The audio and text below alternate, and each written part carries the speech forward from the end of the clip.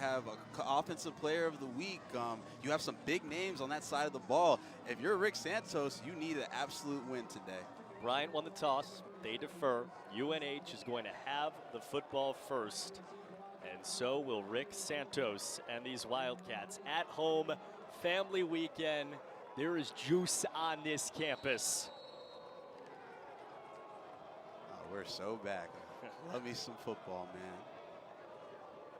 Lucas Bisaza, sophomore out of Florida, with 2 touchbacks, and the ever-dangerous Caleb Mead, 4 in blue, to return the opening kickoff. Bryant allowed a kick return touchdown last week. Mead is ready. Mead is returning, and here he goes.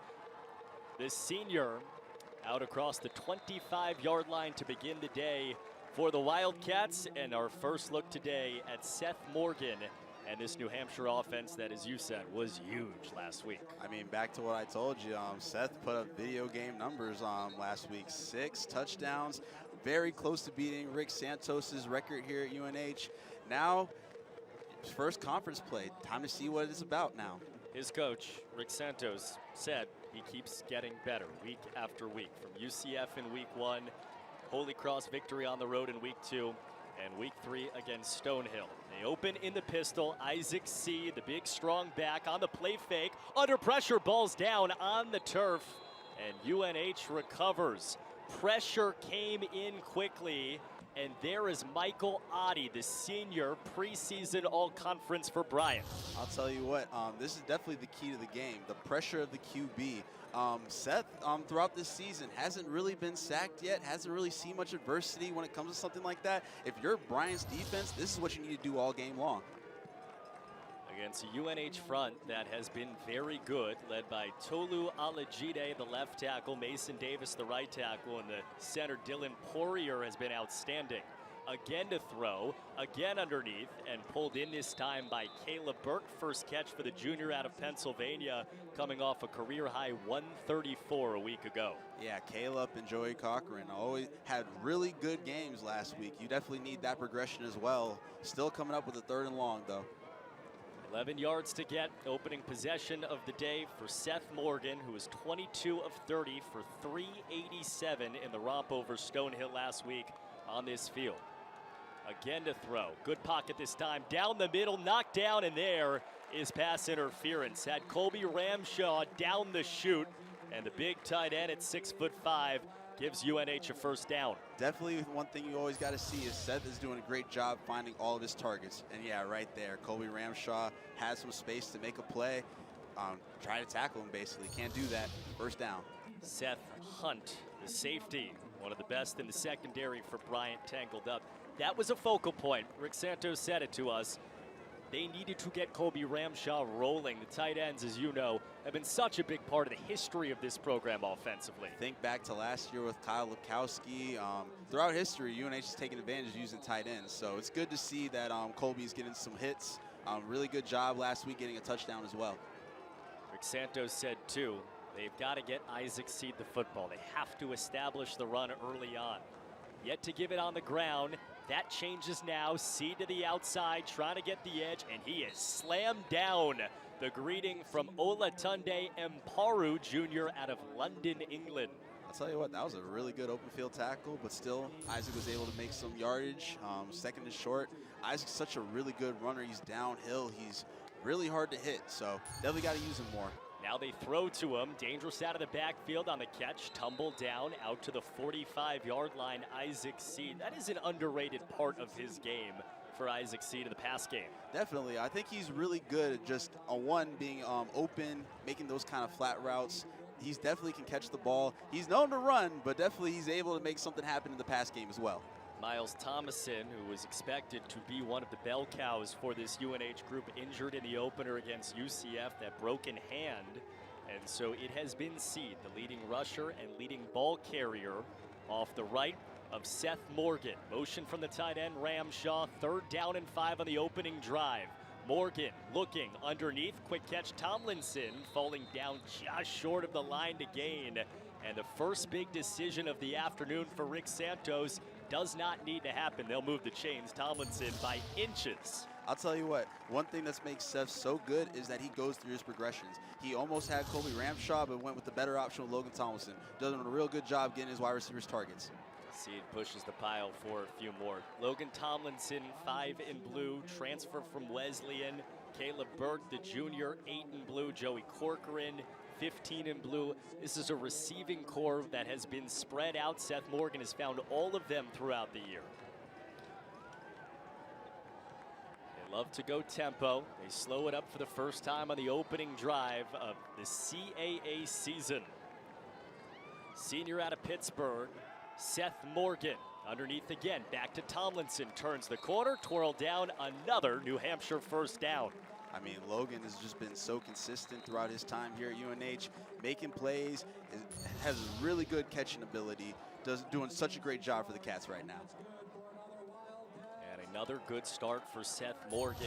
Go back a couple of weeks ago, threw an interception on the opening drive against Holy Cross, settled into that game, went on the road and upset one of the best teams in this region. Came back last week through 6 touchdowns, and he's got a first down deeper into Bryant territory. Corcoran in motion. The give again to Seed. Left, nowhere to go. Pops back to his right, still on his feet. Now some space. On the cut back again. Isaac Seed across the 20. A run that had nothing became almost everything. You want to talk about making something out of nothing? Isaac Seed right there doing it all. Had such great hip mobility to make something out of nothing out of that. What a great play by Isaac. I mean, look at that. Immediate tackle, making plays, making people miss. Logan Tomlinson doing such a great job with the protection. First down, UNH. Isaac Seed is breaking 35% of tackles on his season so far. That was a reason why he takes a breath. Denzel Gibson is in the backfield for the first time today, along with Morgan on first down, and the give to Gibson on the stutter down to the 10-yard line for the red shirt freshman out of Bellwood, Illinois, the number 2 back with his 13th carry of the year. I've been talking to Tommy Herron, who's the running back coach here at UNH, and he said he could possibly be the future. Denzel Gibson is a great, good, mobile runner. Kind of a mix between Miles and Isaac. He can run. He can definitely do some wide receiver stuff. Really good player right now. So they threw the football 3 times on the first 3 plays. Every other play, save for 2, has been on the ground since. For Rick Santos, 2-back set. Caleb Burke, the wide receiver in the backfield. Seed back in there to the right. One-on-one coverage. Seed pops right, fake the counter. Morgan steps up, throws, touchdown! Caleb Burke down the seam, and New Hampshire strikes first on the opening drive. I mean, just from that first play when all catastrophe could have happened, they turned around and got the job done. Caleb Burke, these past couple of games, has been playing phenomenal. Getting a touchdown back-to-back games. What a good job. Really good job by the Cats. Took a lot of time off the clock. Great job so far. With a Selly to boot, and New Hampshire has the 6-0 lead. Point after for Nick Mazie. And he stays perfect on extra points on the season. 5.5 minutes and a picture-perfect start for New Hampshire.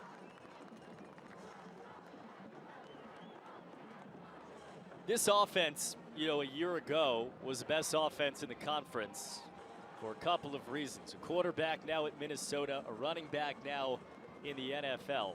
But you look at this UNH group in 2024, there is genuine belief, and what you just saw there is a reason why that they can do it again with different faces. I mean, yes, back to what you just said. You lost some big names, but you still have a lot of talent in this side of the ball.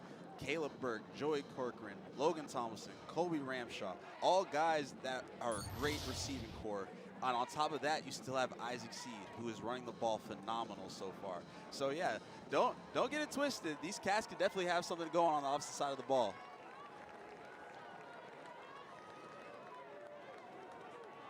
"28 yards passing, 31 yards rushing on the opening drive, paid off by a Caleb Burke touchdown. And New Hampshire with a 7-0 start on Family Weekend.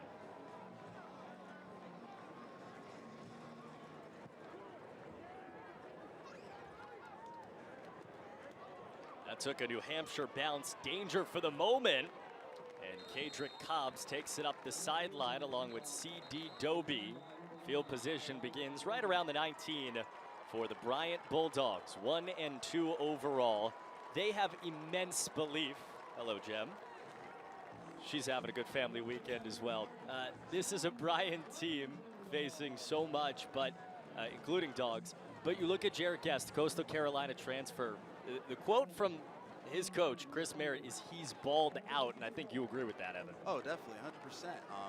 Their offense is run through him, whether that be rushing, whether that be passing. He's doing a really good job this year. And if you're the Bryant offense, you got to keep depending on him. You got to make sure he gets his targets and makes a lot of plays.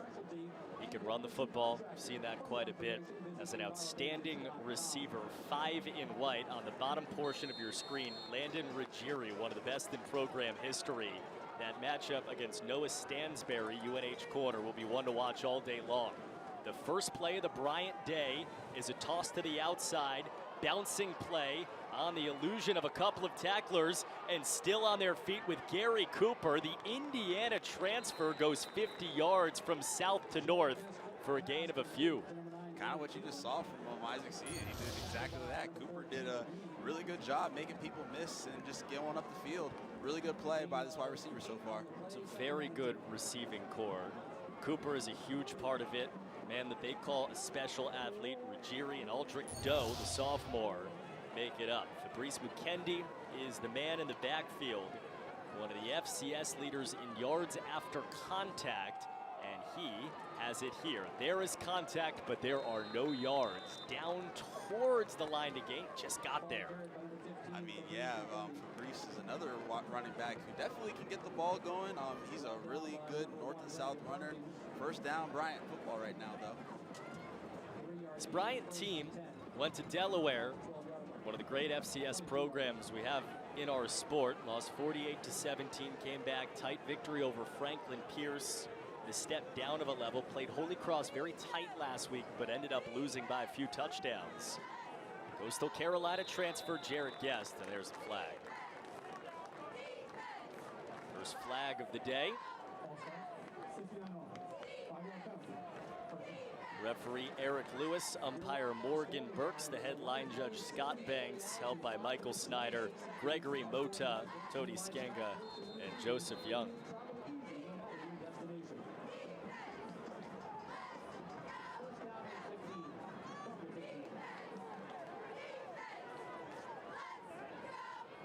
More movement. Everybody says it's everybody else's fault. A lot of finger pointing going on. Josiah Silva believes there was another false start.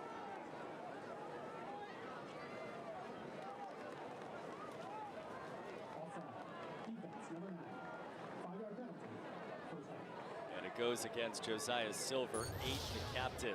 Here's your look. That was the right call. Right call, I believe. Josiah probably thought you saw a little bit of movement on the center side of the ball, but still can't do that. You take 5, we'll give it right back. And now play fake, deep shot, first of the day. Ruggieri in double coverage and incomplete. You'd imagine that 5 in white will not have single coverage all day long. The help came for Noah Stansberry. Noah Stansberry did a good job covering him, but what you really need to focus on is 27, Brandon Tide. Really good job coming back there and almost making a play on the ball.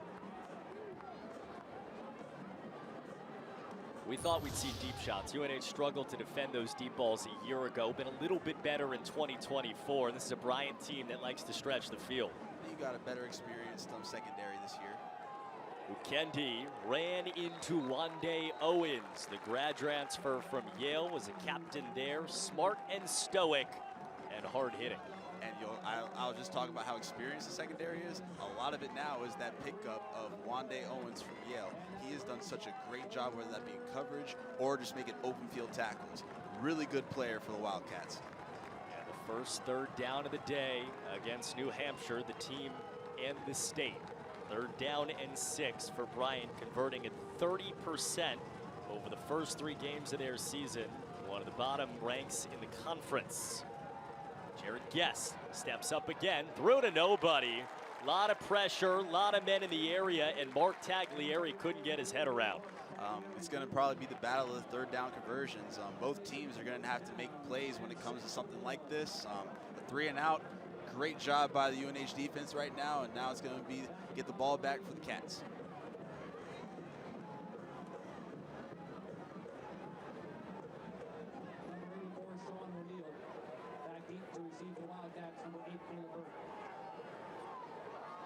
Bryant has had a couple of different punters used. This is the UNH transfer, Sean O'Neill.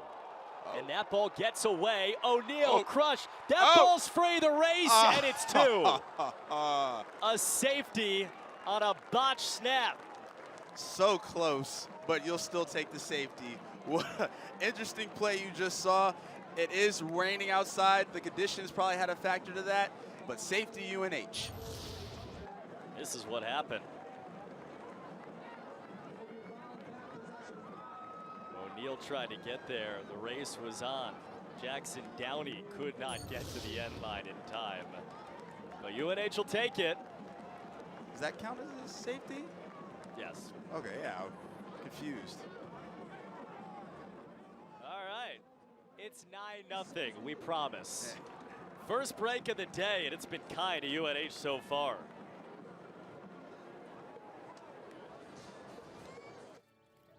At Service Credit Union, we believe that your life is a story. And like most stories, every chapter brings something different. A new adventure, a new calling, a new hero, and even a new beginning. No matter what page you're on, we'll be with you. Service Credit Union.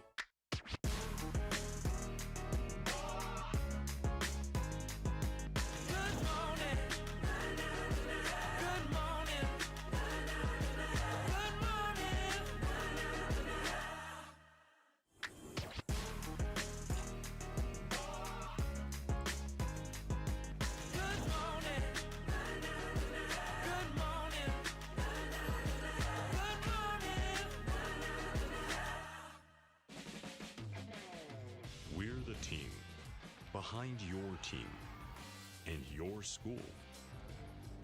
We're also the team our customers rely on. Wherever things are getting done, powered up, and made better with Caterpillar equipment in the Northeast, you'll find Milton Cat, the team prepared for every challenge. Milton Cat, always ready. Good start for those fans right there. And New Hampshire, they get the ball to start the game. They go up 7-0 on a tidy touchdown drive. And then on the last Bryant punt attempt, Evan, there was no attempt. Yeah, it's a tough one right there. As a punter, you got to secure the ball. Weather might play a factor to that. It is a little slippery out there, but not a good start for Bryant football right now. And so it will be the kick after the safety. It is 9-0 New Hampshire to begin the first game of conference play. It is about as good of a start, and on top of it, New Hampshire is going to end up with great field position. Caleb Burke back to receive. Lucas Basaza ready to kick. They will test some kind of onside look, as they always do, and now everybody drops on back. 9-0 on the safety.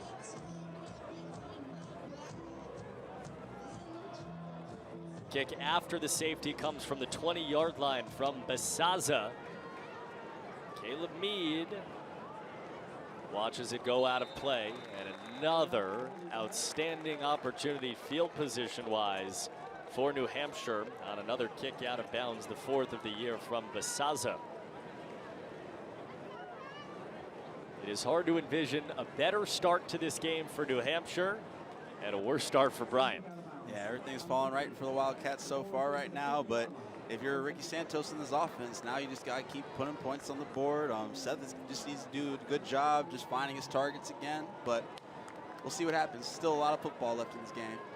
Chris Merritt, Bryant head coach, was incredibly honest with us. Felt like his team and he could have done a better job of preparing his group over these first 3 days. He's got 60 new faces. He's got 17 transfers But this feels like a very important 50 yards for Bryant to defend right now, early in this ball game on the road against the 2-1 Wildcats. Isaac Seed backed up. Isaac Seed dragged down, and it's 55 yards after the tackle for loss. Good pressure came in from the line, led by Xavier Belton. Yeah, not much going on in that run right there. Isaac just did his best to try to get back to the line of scrimmage. This D-line for Bryant, it seems pretty dynamic. They're doing a really good job trying to get to the secondary and make plays. UNH ran for 28, threw for 31 on their opening drive, capped off by a Caleb Burke touchdown. Back to the air. Morgan flushed right, tosses underneath. One-handed pull in for the moment, and then down for Caleb Burke. Tough one for Caleb Burke. Tried a one-hand grab that. The ball really came at him fast before he could turn around, make a catch it or see it right. So tough situation for the Cats right now. And again, a huge response here from Bryant to get him to 3rd and 15. And now the question is, as it was on the opening drive, can you get off the field? Yep. You got to, if you're Bryant, you got to force this 3 and out and try to get the ball back and put some points on this board. Josh Fillion for the first time, bottom of your screen, sophomore from Quebec City. Burke back in motion. Seth Morgan on 3rd and 15. Throws to the sticks, got the first down. Burke in motion, Burke over the line, and a 3rd and 15 plus converted for the Cats. Defenses better watch out this year if Caleb Burke continues to play like this. What a play. The O-line did a great job protecting Morgan on this. Really good play if you're UNH. Junior out of Johnstown, Pennsylvania, off a $134, 68-yard touchdown last week against Stonehill. Has one already. Isaac Seed, a lot of space, cuts outside, eludes 2 tacklers, still on his feet. Isaac Seed, a man, shakes and scores. 15-0 in a blink. When we were telling you last week, he is pound for pound one of the best running backs this program has seen. When you want to talk about breaking tackles, Isaac does such a great job at that.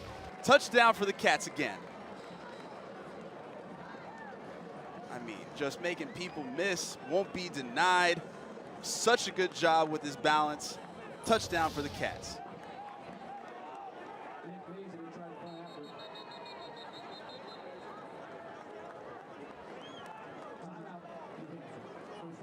Timeout, New Hampshire. 33 yards for Isaac Seed. And it is all New Hampshire early. And Evan, just to walk it back, this was 3rd down and 15. They complete for 22 to Caleb Burke.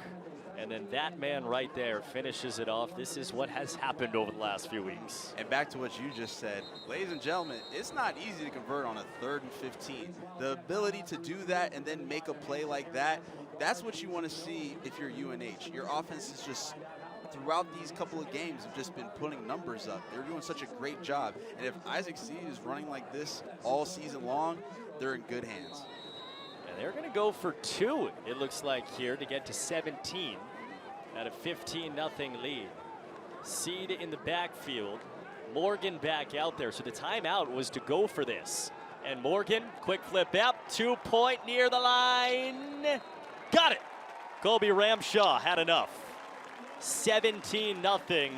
The 2 converts. They've got a safety and a 2-point conversion and 2 touchdowns. What can this offense not do right now? Doing such a good job hitting their targets. If you look at this, I mean, one-on-one, open field tackle. Colby Ramshaw not only got had the chance to make a catch, got the score. Really good job for the Cats right now. I mean, look at this. Stiff arm, open field, won't be denied. I just can't believe it, man. Love to see it. What do you think it's like to be a defensive back trying to tackle Isaac Seed?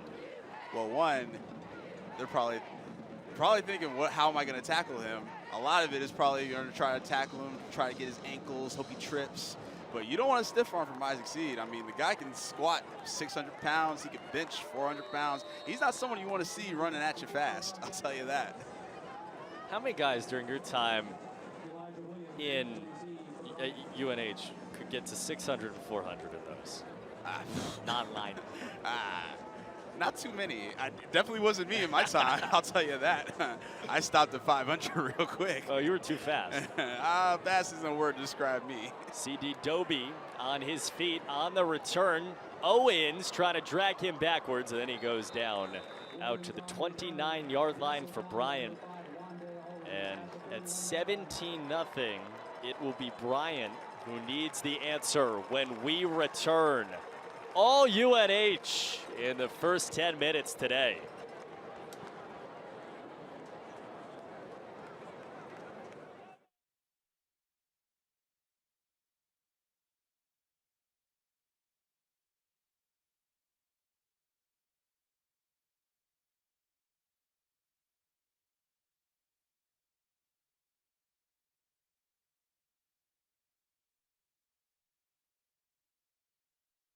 Hey, we're back. And there is the slide down on the QB run for Jared Guest, the quickest commercial break in the history of our television broadcast. Thanks for being with us today, along with Evan Gray, Cooper Boardman. Glad you're with us. And an outstanding start for New Hampshire, 17-0.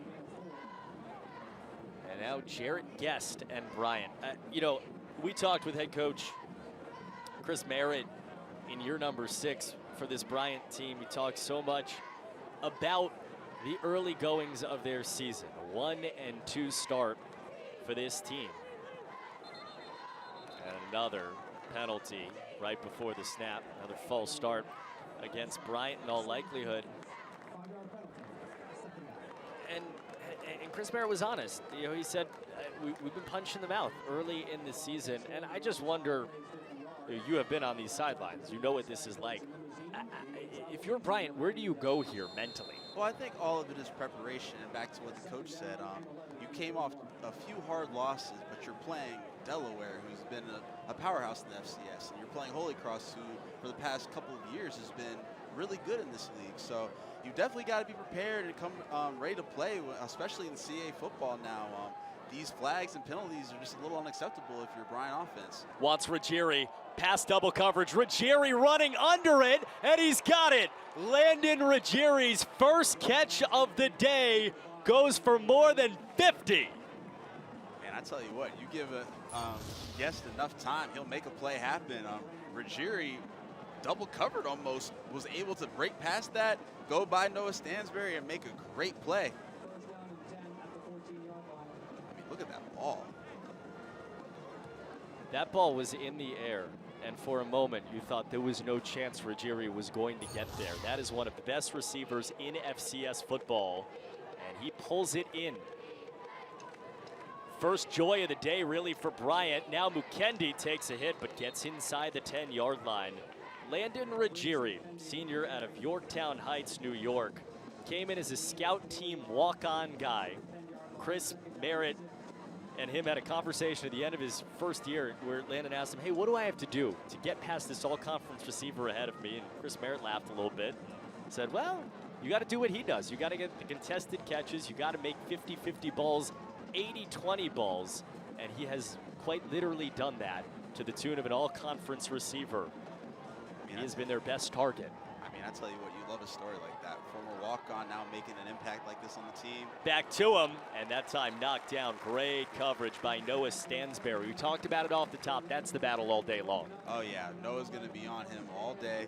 And he lost the first round, but I tell you what, great coverage right there, ability to make a play. Noah Stansberry's been someone throughout this program who's involved all throughout his time here, made a great play. I think one of the questions for Bryant, too, is you know about Ruggieri, you know about the athleticism of Gary Cooper. Where do you go beyond that offensively, especially right here? 3rd down and 6 to get in UNH territory after the biggest hole imaginable over the first 10 minutes of this game. Play fake, ball to the outside. Ruggieri single coverage, knocked away. Caleb Mead made the touchdown saving play. I mean, great job by Caleb Mead. Almost got beat a little bit, but didn't give up on the play. Was able to get his hands in there.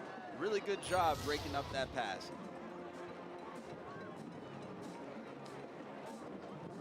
I mean, the ability to not give up and get his hands in there does a really good job. Avoid the touchdown, obviously, as well. You watch Landon Ruggieri over the first 3 games of this season. Most of the time, that's a touchdown.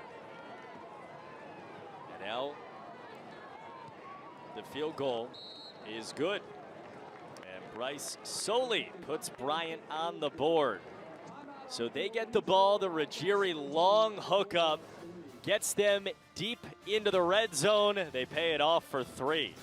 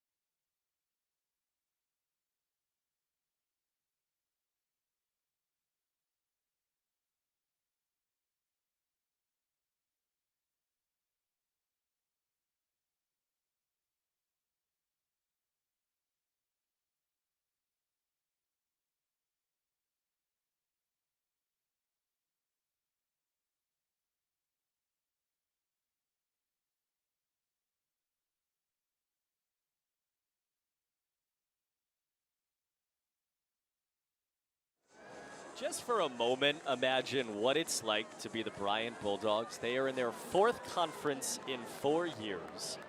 These are the notable transfers in. They lost Zevi Eckhouse, who's at Wazoo now.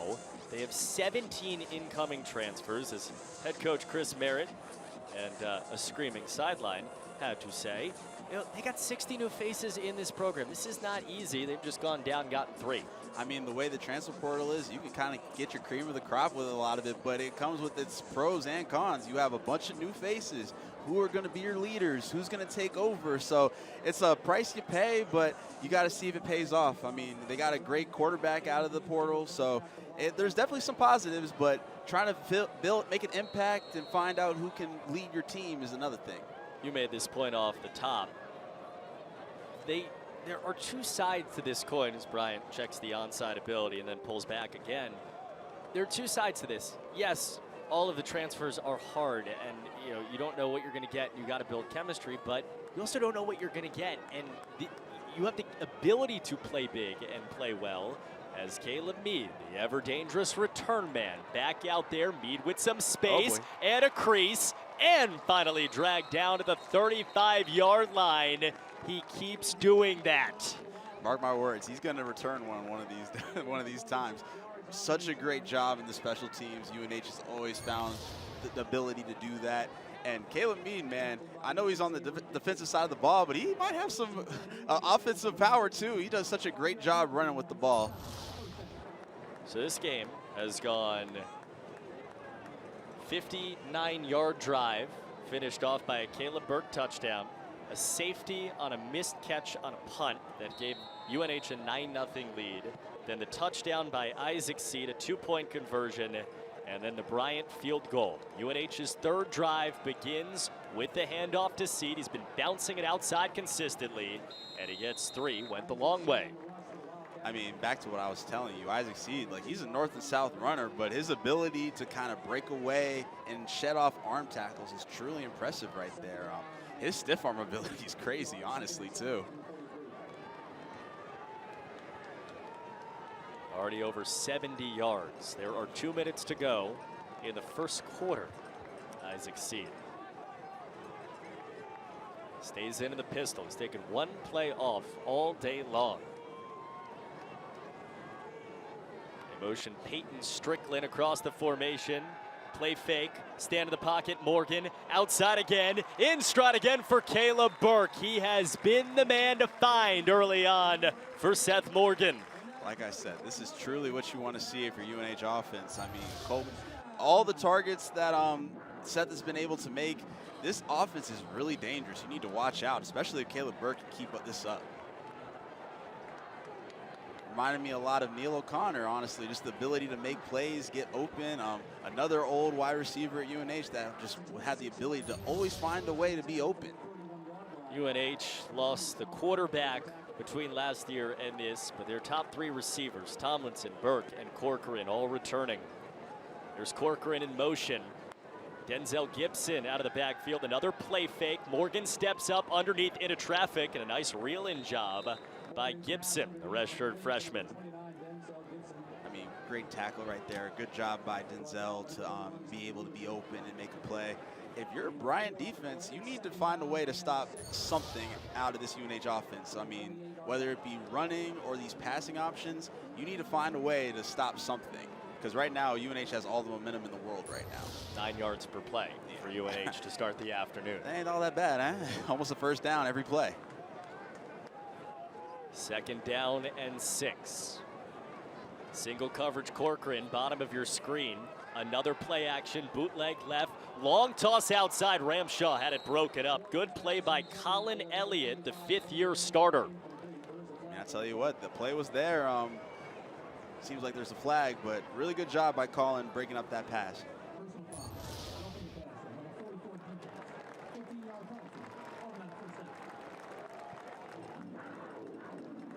Saw the hit there. Nathan Voorhis, UConn transfer for Bryant. Penalties have been a huge story in this game to this point. That is yard number 49 on 5 penalties. I mean, you take your pick on each side of the ball. Like, on their offense, so many false starts. I mean, those are drive killers. And then on top of that, on the defensive side of the ball, roughing the passer, doing stuff like that, especially in the red zone territory, you can't afford that kind of stuff if you're Bryant right now. Gibson stays in there, pistol set again for Seth Morgan, the senior. Another play action, another pass to the outside, and another hookup with Joey Corcoran. So he's hit Burke, and now he's hit Corcoran. I mean, I tell you what, Corcoran's another guy who had a career high last game too. If you get him going too, that's 3-4 wide receivers that have just been making plays all game long so far. Really good job by Joey right there. It'll be the final play of this opening quarter. New Hampshire's asked a lot of questions. There have not been a lot of answers in this opening quarter. 17 in 15 minutes for the Cats. Back at home and looking good so far here in Durham.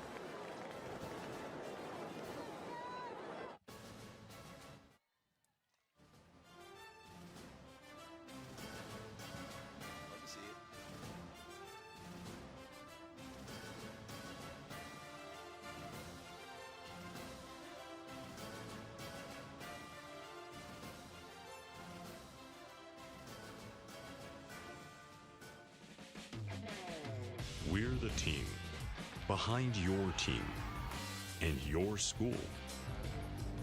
We're also the team our customers rely on. Wherever things are getting done, powered up, and made better with Caterpillar equipment in the Northeast, you'll find Milton Cat, the team prepared for every challenge. Milton Cat, always ready. At Service Credit Union, we believe that your life is a story.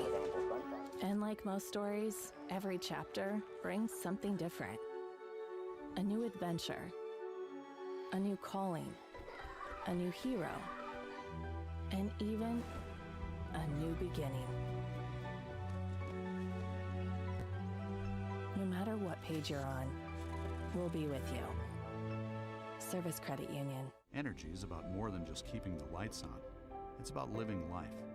We're there when you flip the light switch, and we're there when you turn up the thermostat. But we're not just a utility company. We're residents, citizens, neighbors, parents, friends, teammates, And to keep our community going, we're here to get the job done, because we all need energy. Unitil, your utility, your community.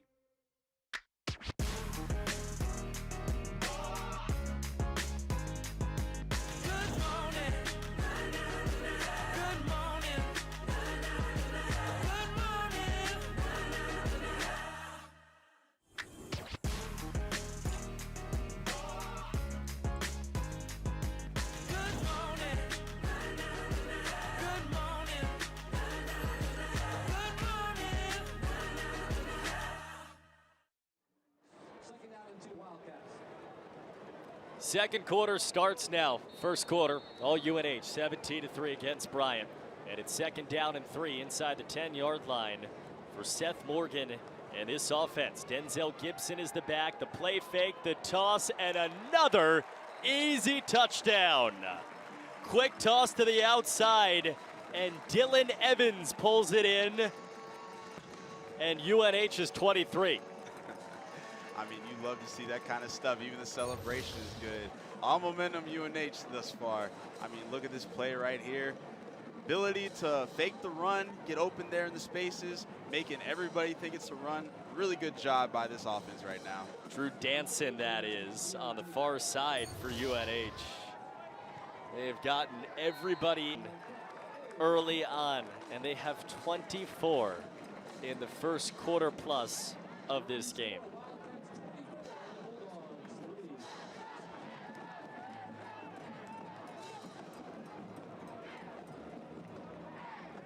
Again, they've gone everywhere, and they have found pay dirt everywhere.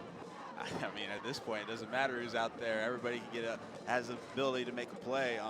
Just looking at these stats alone, like Caleb Burke has gotten targets, Thomason's gotten targets, Isaac, Joey in the pass game alone. The fact that they have the ability to get this many people the ball is what's making this offense so explosive right now, honestly.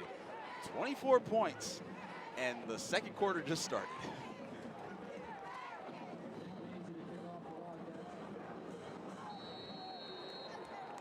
Elijah Williams back deep. That sideline.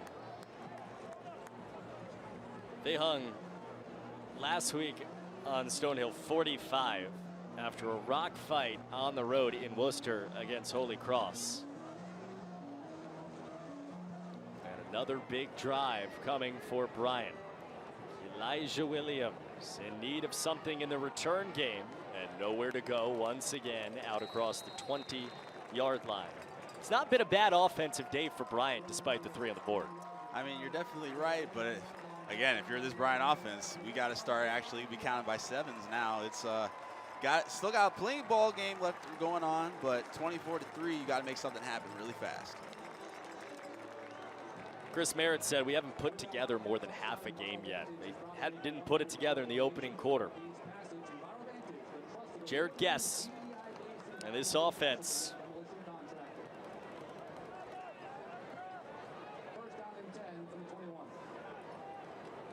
Play fake, quick toss to the outside. Shake by Drew Montez, stays on his feet and crosses the 35-yard line. Senior transfer out of Western Colorado, where he led them in receiving a year ago. Jared Guess, man, if you look at the replay, this run-pass option is such a thing of beauty and good thing to see. The ability for him to break arm tackles and get the first down was really impressive. If you're Bryant, those are the kind of plays you need to start seeing more.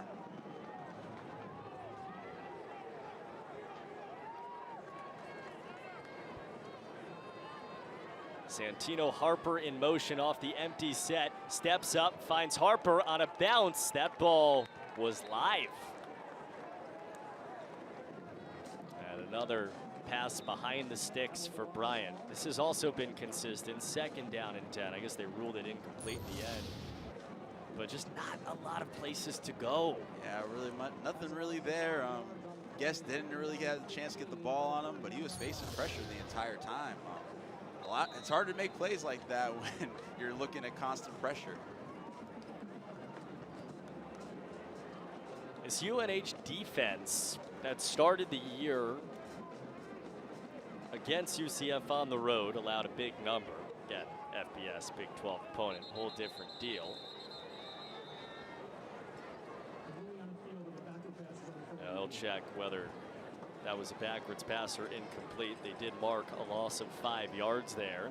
Obviously a significant 5 yards for Bryant, but you know, you look at it from the UNH perspective. You give all those, you know, yards and points to UCF in the opener. Go back and forth with Holy Cross for a lot of the day. It feels like from the moment the fourth quarter in Worcester started, where they did not allow a point, to where we're sitting right now, what, 6 quarters later, this defense has looked the way that it needs to look if UNH wants to get where it wants to go. I'll tell you what, you brought up the UCF game, and obviously the points were there, but you saw a lot of defensive stops and a lot of momentum. I think the best thing for UNH right now is you keep seeing improvement. Like, you don't see the same mistakes going on. So I think that's what's really important for this, just this whole program itself. Like I said, like right now, just defensively and offensively, you're just playing really well, especially after that Holy Cross game. Bye week next week, and then into the gauntlet portion of the schedule. You saw the replay there. I certainly, and again, they can frame things up a little differently than we can, our CAA officiating crew here, but I certainly didn't see anything that would change what was called on the field. Agreed. I didn't really see anything either, but back to what you said.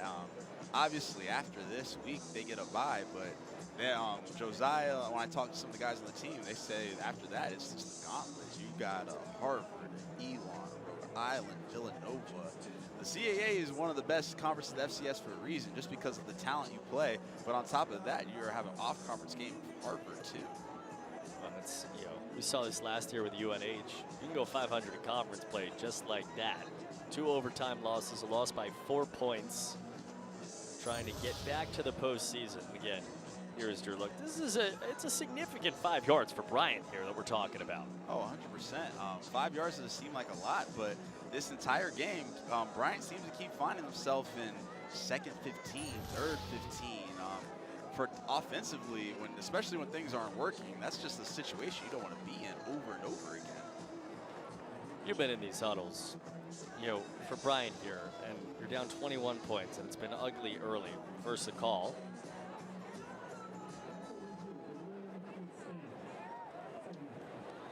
It stays second down and 15. You know, if you're Bryant coming out of this huddle, how do you readjust emotionally for what's happened over the first quarter plus? There's a lot of game left. I think you just need to take it one play at a time. Like you just saw Landon make number 5 make a play. Like, that's what you need to keep seeing, the progression of that, and keep just having momentum. Avoid all the penalties too.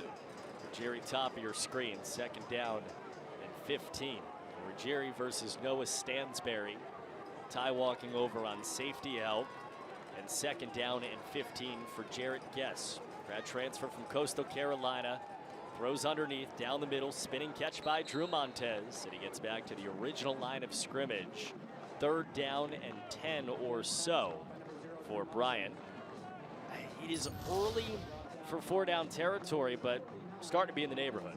I mean, especially the situational, just looking at the scoreboard, back to what you said, you got to start thinking in this 2-down territory, especially if you get into a 3rd and short. Like, you need to start making plays happen if you're Bryant football right now. They've struggled on 3rd down all year long. Ruggieri, again, top of your screen, has been the main target. Guest, flush to his right. Got to make it happen. He can run as well. This time he throws, man, wide open down the pipe. Gary Cooper now in space. Gary Cooper across the 30 on a race towards the 25, and Bryant gets its lifeline on 3rd and long. I mean, that's all Jared Guest right there. The ability to run away from pressure. He was getting a lot of heat his way, whether that be Flex Ruiz or Josiah Silver. The ability to scramble out like that, and Cooper having the ability to get open through coverage like that, really good job. And again, these are the plays you need to start seeing if you're Bryant to get some points on this board. 45 yards for the Indiana transfer, Gary Cooper, first cousin of J.C. Johnson of the New England Patriots. And now the handoff left, Santino Harper bowling down to the 25. We've not seen Mukendi in a couple of drives. Yeah, I wonder if there's an injury or anything, but it still seems like they have a lot of trust in this backfield. They have some good talent in the running back room right now.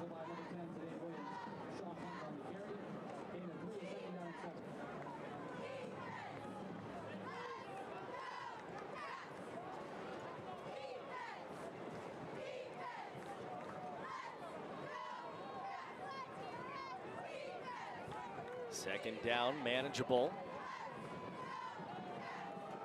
Guest on the end around. Cooper was looking to throw that football, and Wande Owens blew it up.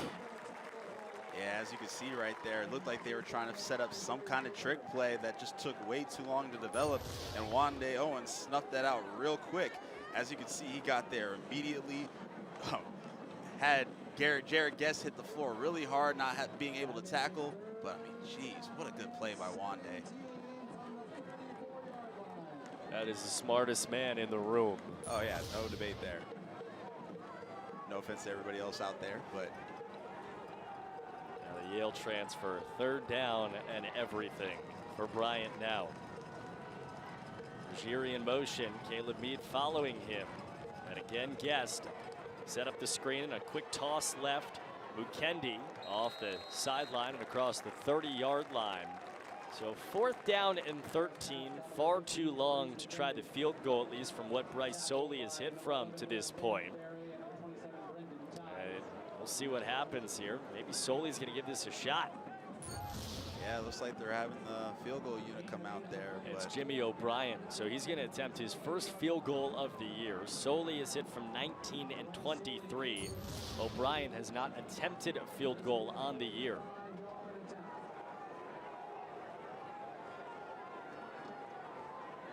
A 45-yard attempt, and Soley is out there, and he swings the leg. Bryce Soley from 45. No good. Bryant gets inside the 30, but they come up with nothing again. UNH by 3 touchdowns in the second. Energy is about more than just keeping the lights on. It's about living life. We're there when you flip the light switch, and we're there when you turn up the thermostat. But we're not just a utility company. We're residents, citizens, neighbors, parents, friends, teammates. And to keep our community going, we're here to get the job done, because we all need energy. Unitil, your utility, your community.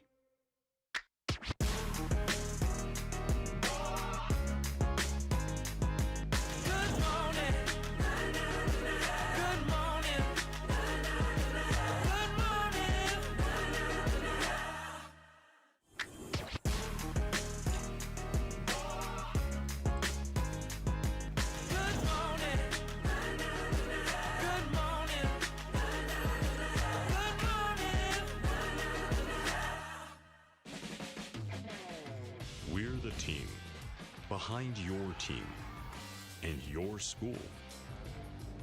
We're also the team our customers rely on. Wherever things are getting done, powered up, and made better with Caterpillar equipment in the Northeast, you'll find Milton Cat, the team prepared for every challenge. Milton Cat, always ready. Back in Durham, and it has been a party on Family Weekend over the first quarter plus. Bryant had the field goal attempt from 45 from Bryce Soley seconds ago, but this is the kind of day it's been. I mean, yeah, it looked like it had the distance, just missed its mark. Everything has been just off the mark for that sideline to this point. And UNH takes over again. Along with Evan Gray, Cooper Boardman. This Wildcat offense has not yet been stopped in the game. With under 10 to go in his second quarter, Seth Morgan is 10 for 11 for 93 yards. And he gives to the backup running back, Denzel Gibson. A rare play that has gone for naught. Devin Anderson led the charge defensively for Bryant there. Yeah, not much going on in this play right here. Just a good job just to get back to the line of scrimmage, but still 2nd and 10. Morgan off the play fake. Colby Ramshaw turns the corner. Hard man to bring down once he gets rolling. By the time they did, he's got another UNH first down. I mean, back to what you just said. If he gets a full head motor to run down the field, it'll take at least 2 tacklers to stop him. Really good job by Colby right here. Ability just to get up the field and get the first down. Had 1 reception in the first 2 games of the season. Colby Ramshaw, big week last week against Stonehill, and as Rick Santos said us, he's got to be somebody for this offense to do what they want it to do. Drew Danson, backup tight end, in now. He has a touchdown already. Josh Fillion in motion, and another throw from Morgan. Loads up, he wants it all. Caleb Burke, another touchdown. It's 30. Wait, I think they called him short. Oh, But what a play by Caleb Burke. If you're Santos, oh, do you want to challenge that? I think he's in. But the ability to get the ball to Caleb Burke, truly impressive by Morgan. What a play. they fired the cannon. Might have to take that cannonball back. Yeah, let's see this again. Oh, that's a close one. I think he's in. Yeah, they're going to look at it. Yeah, that deserves a look. What a For play by Caleb Burke. Yeah. I mean, you look at this receiving core, and Tomlinson's been awesome. Corcoran's been awesome. What is special about Caleb Burke? I mean, he's definitely a kid who's he's been through this program, hasn't gone anywhere else, got to play with, had a lot of talent going through that room, whether it be Logan Tomlinson. He's got the experience. He's battle tested. He's someone everybody on this team looks up to and wants to succeed. So, I mean, really great kid. Really good job so far. Really proud of him right now.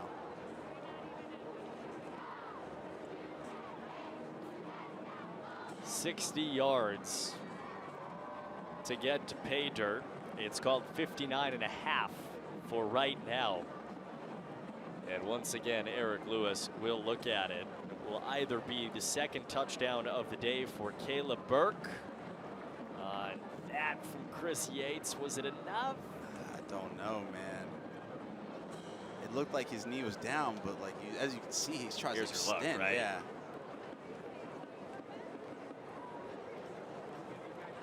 He's still up and down right there, but the ball crosses the plane, it looks like. And again, they have the ability to frame up all of what you're seeing at once. And that will probably, in the end, be the puzzle that decides this.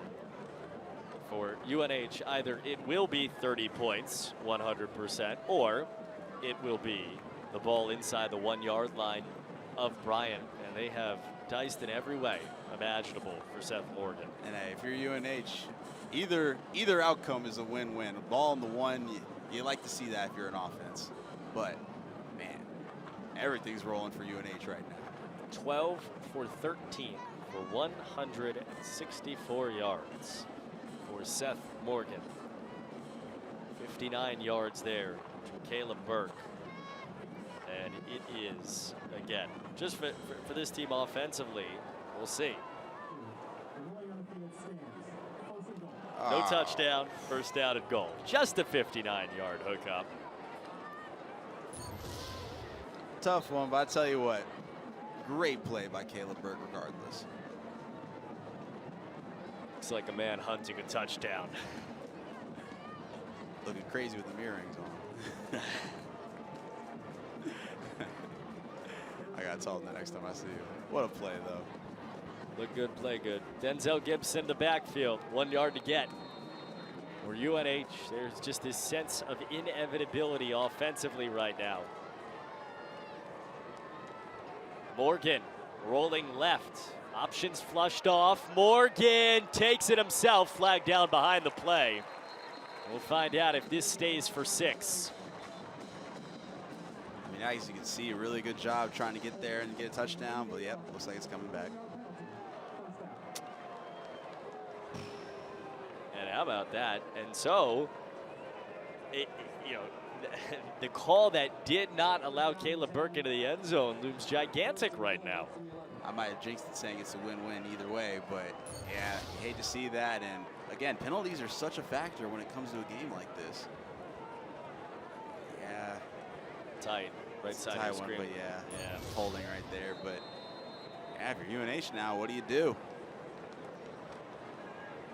They have not been held off the scoreboard in any drive so far. Pistol set, first down and goal from the 12-yard line. Play fake Gibson. Another shot to the end zone. Tomlinson had it broken up. Eddie Jackson, the junior from Richmond, made the play. Good job by Jackson on that play. Definitely no PI or anything like that. Just a good job trying to make a break for the ball on both parts. Good football right there.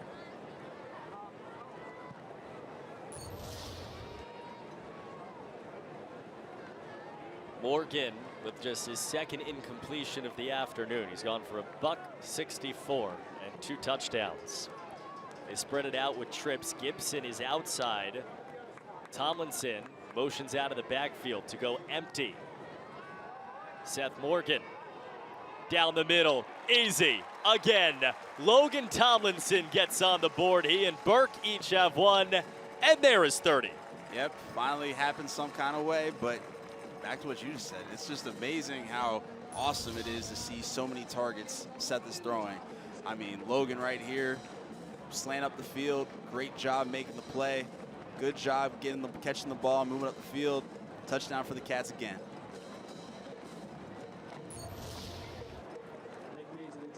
Nick Mazie, and another flag. It's not been the prettiest game to this point, but it is 30-3.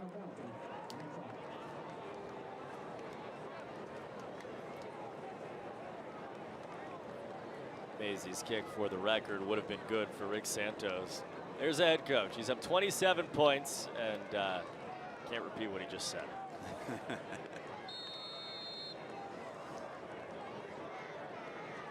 There was a question for Coach Santos about focus level. Not that this team isn't focused, but just about whether they're going to come in full throttle entering the week. They have 31 points with 7:41 to go in the opening half. 13 of 15 for Seth Morgan. 66 and a touchdown for Isaac Seed on the ground. Burke has $120. Tomlinson has 29 and a touchdown. And Drew Danson had his second career touchdown as well. Here's the touchdown a moment ago for Tomlinson. I mean, yeah, back to what you're just saying. That's just the definition of good offense, that everybody is able to make plays like this. I mean, what you're seeing is just what UNH needs to do every game if they really want to be successful, just getting everybody touches like this. They came in by PFF ranked the second best receiving corps in FCS football for good reason, based on what they've done. But it's one thing to read grades and one thing to read stats and all of this. It's a whole other thing to actually watch this unfold. And for Seth Morgan, it's not this, hey, I need you again and again. It's, hey, I can go anywhere as the progressions go. You made the point that he goes through his progressions extremely well. And it is one of many reasons why they have 31 points. Elijah Williams again on the return for Bryant. He's gone left just about every time. And again, he is dragged down. And with 7:35 to go in the opening half, Bryant has 3 total points, 4 total first downs. And they are hoping the winds of change are coming. Hey, Jeff. I thought I was getting its workout today, I'll tell you that. 2 games back to back. I've been watching her take naps in between kickoffs. Oh, yeah. She's chilling. Nothing wrong with that. Having the time of her life. Might do that up here. Jared Guest now. And Bryant. Empty set.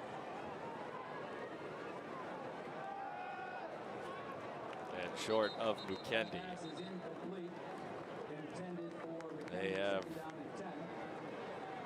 127 receiving yards. Guest has thrown for all of those, but again, it just has not been easy. It has been 2nd down and 10. It has been 3rd down and 10.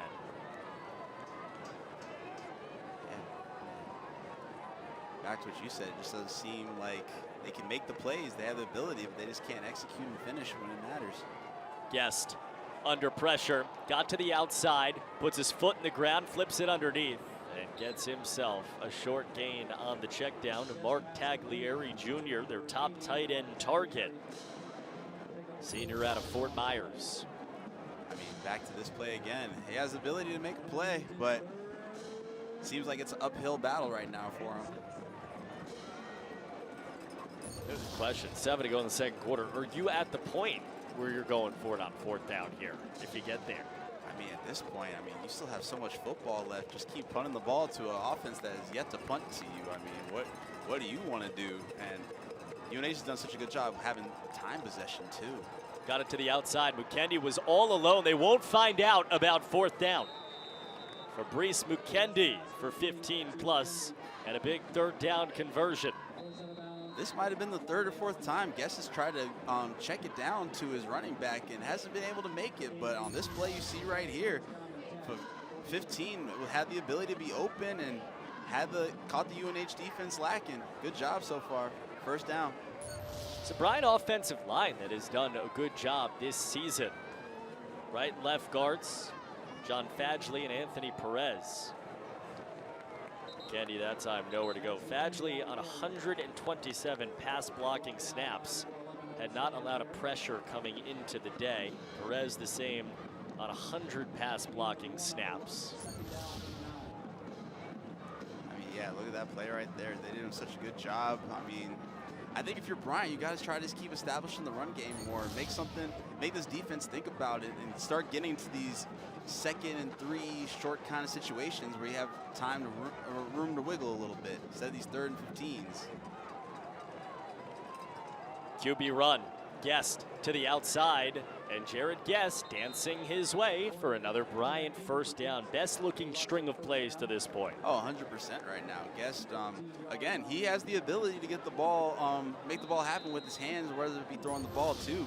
But he was the leading rusher last game. He definitely can make something happen with his feet as well.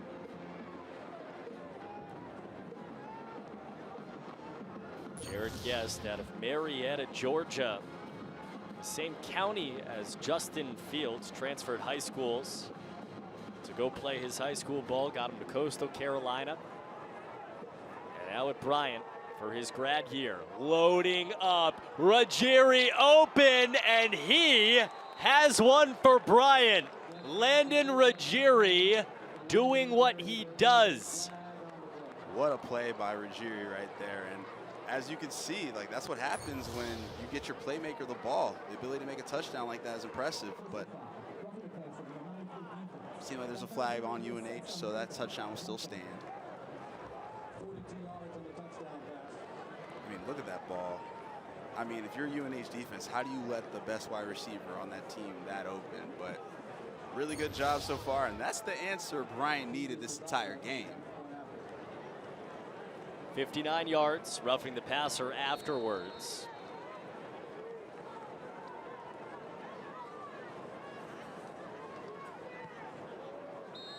For Bryant. Extra point is good.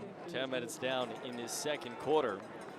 And Bryant back within 3 touchdowns. Landon Ruggieri, scout teamer, behind David Zarillo, one of the great receivers in the history of Bryant. Told him he needed to be better. He needed to be the guy that caught every ball in sight.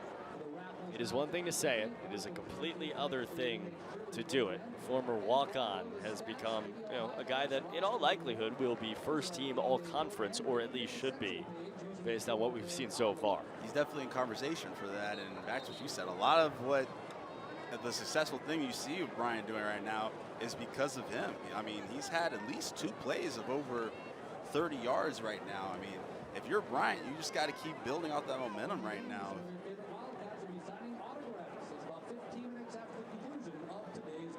We still got 5 minutes, but they're able to make another stop and get a score. They get the ball at halftime, too. Well, and that roughing the passer call right afterwards is gigantic, because now you can kick it with Lucas Basaza out the back of the end zone and avoid another big return from Caleb Meade, who has been extraordinary in the return game. Basaza goes chip shot, It rolls and stays in, and Caleb Mead picks it up off the turf at his own 5. It had nowhere to go for the first time today. 80 yards needed for New Hampshire would be their longest drive of the day.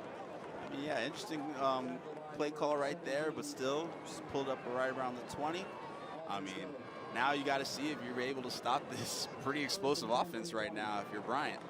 You can honestly say 4:58 in the second quarter. In many ways, the game is in the balance right now. Get a stop, get the ball, completely changed it to your point, but New Hampshire has yet to be stopped. Yes, it's easier said than done right now because, like by what you just said, UNH has yet to punt the ball yet. They have run the ball for 62 yards. They have thrown it for $175. They run it with Gibson across the 20. Gain of a couple, and it's 5-minute offense as well for New Hampshire. Imagine you'll see this on the ground a little bit more. 100%. Denzel's doing a pretty good job. And right now, if you're UNH, it's all about clock management. Just keep moving the chains, owning the time of the possession, keep this Bryant offense off the field.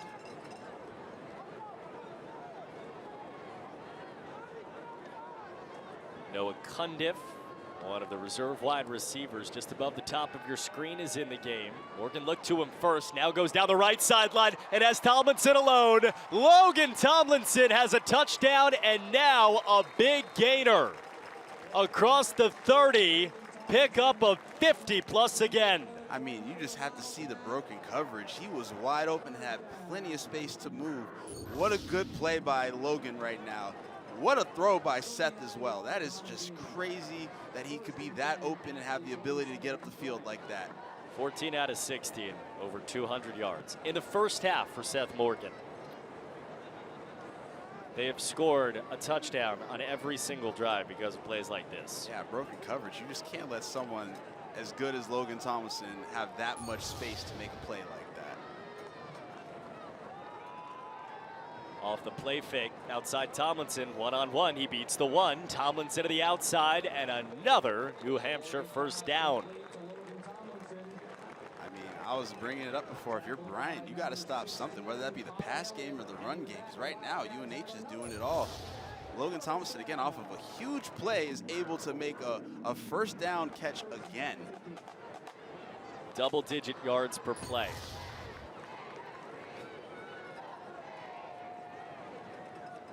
They're averaging a first down per play in this opening half. Pretty good if you ask me. More play action, more throws to the end zone. Tomlinson could not reel that in. Just the third miss on 18 attempts for Seth Morgan. Just missed him too. He had space, he was open, but a little too much on that pass. Just missed it. Oof.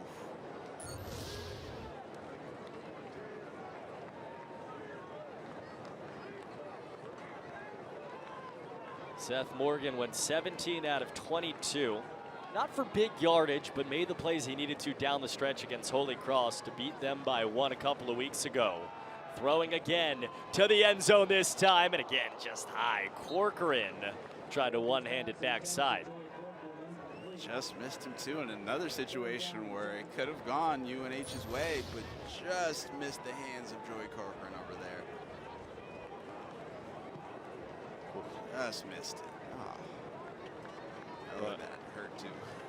Well, and again, just watching this, they got to the 15-yard line. This tells you everything you need to know about what UNH thinks it can do. They got to the 15-yard line, and they've taken 2 shots at the end zone. Both have touched at least the hands of their receivers. And now 3rd down and 10. Morgan throwing again. He has eyes on the end zone again. This time, though, he is pressured and slammed down. Was there a man in the area? Whistle blows. Pressure came from Ben Silver, team leading a sack and a half so far. And the senior from Jersey comes up with a big stop. I mean, really good job right there, at least creating pressure. Again, something Seth hasn't seen too much of throughout this season. Ability at least to throw the ball away, and UNH looks like they still get some points on the board at least, though. Yeah, now the flag goes down, and it was grounding. There was nobody there. Yeah, definitely. And still in the pocket, did not get outside the tackle box. I'm not sure it got back to the original line of scrimmage either. It will make it a longer field goal attempt for Nick Mazie.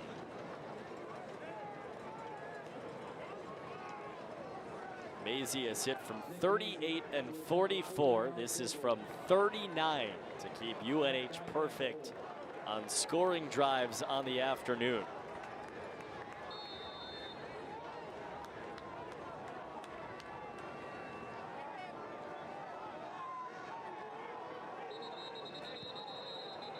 And the whistle blows. He drilled it. Another false start. So this will back it up to 44, the longest of the year for Mazie that he's already hit from. Career highs 47 from last year. Both teams seem to kind of shoot themselves in the foot with these penalties. I mean, if you're UNH, just try to kick the field goal. Why are you calling these false starts? Just make it harder for the kicker. That last kick would have been good from 44. And he tries it again here. Nick Mazie trying to tie a season long from 44 yards. No good, just wide to the right. And so those 5 yards were big. Takes a 39-yarder off the board and puts Bryant back on offense. I mean, you kind of just witnessed UNH's first mistake of the game. You just can't afford something like that to happen when your field goal kicker made it the first time and then got it brought back by a penalty. So big win by Bryant's defense right now. And if you're on that UNH sideline, there's one thought, and it's Landon Ruggieri on the other side for Bryant. 2 receptions, 97 yards, including 1 for 55 and the touchdown. And they begin over the next 2:33, a touchdown away from changing the complexion of this game in its entirety. In first half, that's been dominated by the home team. And Jared Guest is slinging it again high for Mukendi.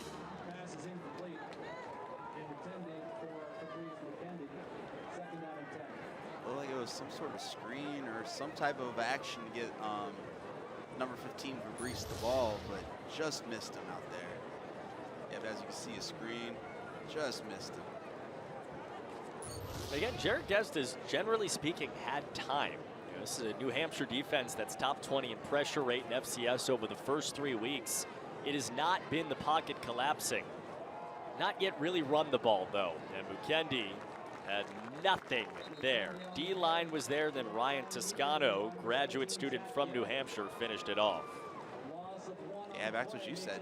Jared, it seems like he has been well protected. The run game hasn't really been established, but that's what happens when we have some big names on this defensive side of the ball. Flex Ruiz, Josiah Silver, all these big names, Ryan Toscano. It's going to be hard running the ball on these Cats. And Bryant just used their second timeout. Moment of significance. So 3rd down and 11. 2-minute timeout we got there.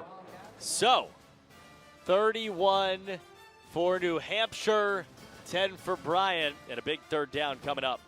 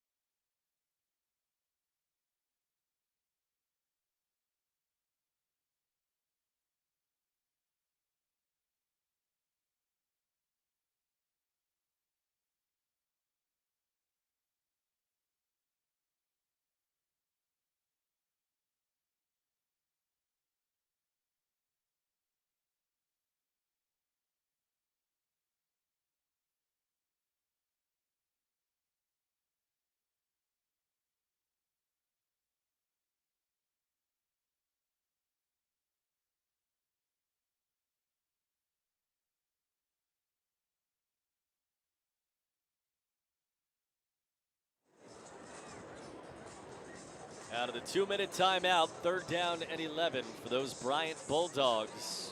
Quarterback Jarrett Guest and company 2 for 5 on 3rd. Down big, but they were down much bigger. After a touchdown a drive ago, they get the stop they need, and they're down 31-10 at the tail end of this opening half. Evan Gray, Cooper Boardman, and Evan. Biggest play of the day to this point for Bryant. Yeah, definitely. I mean, it looks like the Bryant, you kind of see some momentum happening with 2 minutes left. They're definitely thinking about scoring right now. Jarrett Guest, transfer from Coastal Carolina, has time to throw. Guest down the middle, long for Ruggieri, who reached out, could not reel it in. And New Hampshire gets the stop with $1:56 to go in the half, and it will be punt time for Bryant. Just missed the target right there. It looked like Duncan Moreland was there to try to break up the pass. Good job forcing the 3 and out. Now for UNH, you're going to get some great field position now. And what turned in a chance to get this within 2 touchdowns is now the opportunity for New Hampshire to open it back up. You said it earlier, Bryant gets the ball to begin the second half. Punt does get away from Jimmy O'Brien. Poison for New Hampshire, and touched up right around the 36-yard line. And it is 2-minute drill time for the New Hampshire offense and Seth Morgan. I mean, yeah, 2-minute warning, but the way this offense has been going, it looks like they've been able to get in the red zone in about 2 minutes. So you're Bryant, you got to figure out how to wait to get the ball out of these wide receivers' hands. Well, there haven't been a lot of opportunities to run this 2-minute offense over the first 3 weeks of this New Hampshire season. Rick Santos has been so happy with the progression of Seth Morgan. This right here over the next $1:47, an important stepping point for Morgan. His first year here at New Hampshire. He misses his target that time. Joey Corcoran on the hitch. Yeah, there seemed to be some kind of confusion right there.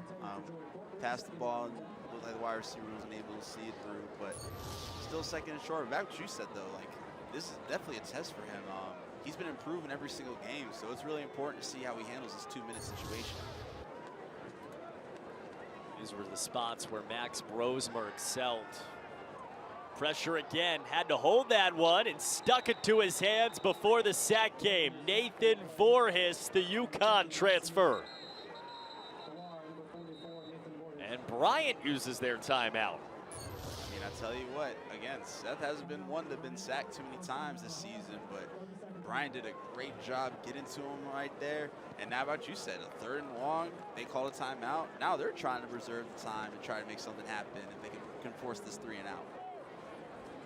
Ryan Bushnell in there as well. This was a Bryant team that, you know, in these biggest moments has blitzed. They've gone cover 0. They have, you know, gotten after the quarterback. We saw it on the opening play of the game. They got Seth Morgan to put the ball on the ground. Then Morgan picked it up, and from that point on, it's been all UNH. Yeah. Looks like UNH's momentum has kind of simmered down a little bit, but still, 3rd and long, they've been able to execute on big plays like this. So if you're UNH, you got to try to get the ball out there to your targets now. Morgan's gone for 59 on a play already today. 3rd down 20, and they'll just hand it off. Being safe with Gibson, out across the 30-yard line and back across the 35. Bryant is out of timeout, so New Hampshire in all likelihood will take this down.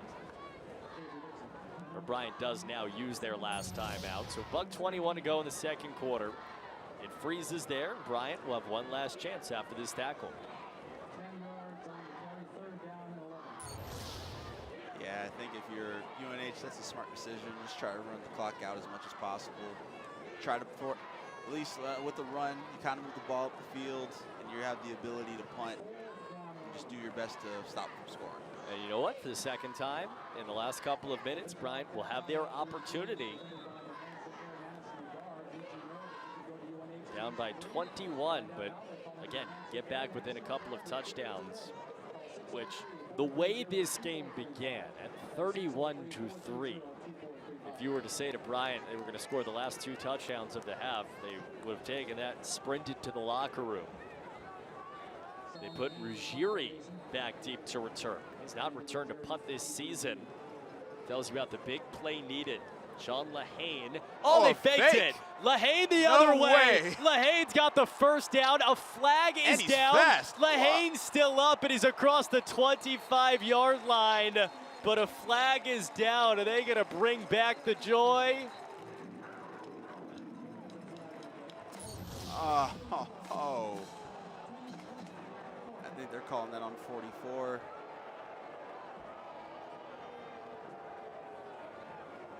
Sean Lehane, who runs a 4.540, ran a 4.540. I mean, I believe that with that speed. I didn't realize Sean was so fast, but it just is unfortunate a hold like that brings that back. Really smart play calling right there, because nobody was expecting that. I mean, and he had the speed for it, but it looks like you're going to have to force an actual punt this time. He ran for 45 yards on 4th down and 10. I mean, that's... I mean, I guess when you have that much of a lead on the scoreboard, you can also make things happen like that, too. And now he's got to punt it. I mean, take a breath, Sean. I mean, he has some speed right there. Ruggieri stays back. And he punts it this time. Takes a UNH hop down towards the 30. And 69 yards needed with 38 seconds to go in this opening half for Bryant. They do not have any timeouts. So we'll see. I mean, you know, two schools here. One is just sit on it, finish off this half and get out of here getting the ball. The other thought is you're down 21, you might as well take your shots. I mean, yeah, I mean, with the wide receiver group you have, why not take a few shots?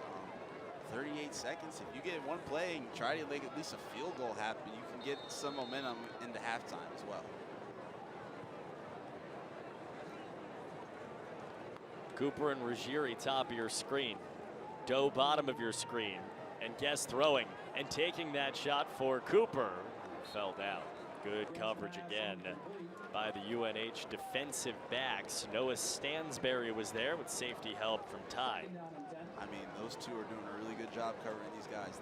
There's definitely been a few breaks in coverage, and the wide receivers and Bryant have been making plays, but Bryant and Noah Stansberry have been doing a great job so far. Brandon.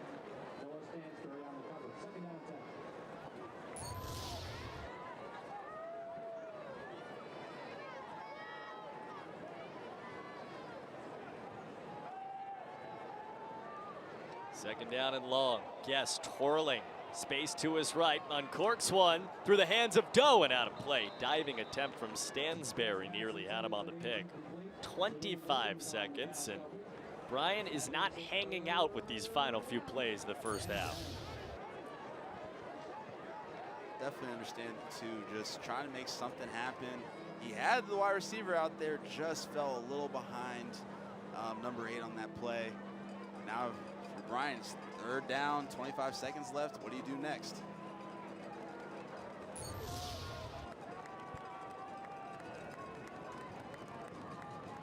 Third down. Guest looking for Javen Dames at the sticks. He is there. The conversion and the stop of the clock for the moment. 20 seconds. No timeouts left for Bryant. And Guest clocks it at 17. This was 31-3. This was 17-0 first. Javen Dames. And his Bryant offense still alive in the opening half. I mean, as you can see right there, too, great job converting on the third down. The clock was able to stop and you spike, and you still got room to move now if you're Bryant. Under 15-second, looking for Dames. Another float ball that he pulls down. Working his way by Stansberry for another first down.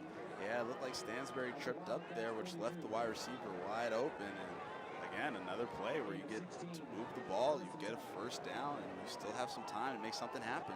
I think got out of bounds. So 10 seconds to go. No timeouts for Bryant, but you can take your shot to the middle of the field and probably have time to clock it if you get the first down. from the 42-yard line of New Hampshire. Jarrett Guest again. First look at Ruggieri. Pressure comes, twirled down, and there goes the half. The sack from the captain, Josiah Silver, caps off a big first half for the Cats. I mean, all the momentum that Bryant was just able to receive just got decimated by Josiah Silver right there. What a way to end the half for UNH. 31-10, and it was a back and forth final 4 or 5 minutes or so, but in the end it adds up to a 3-touchdown lead at the half. At home, it rained, but the Wildcats, as it has cleared, have delivered in a big-time way. The lead, 31-10 after one half from Durham.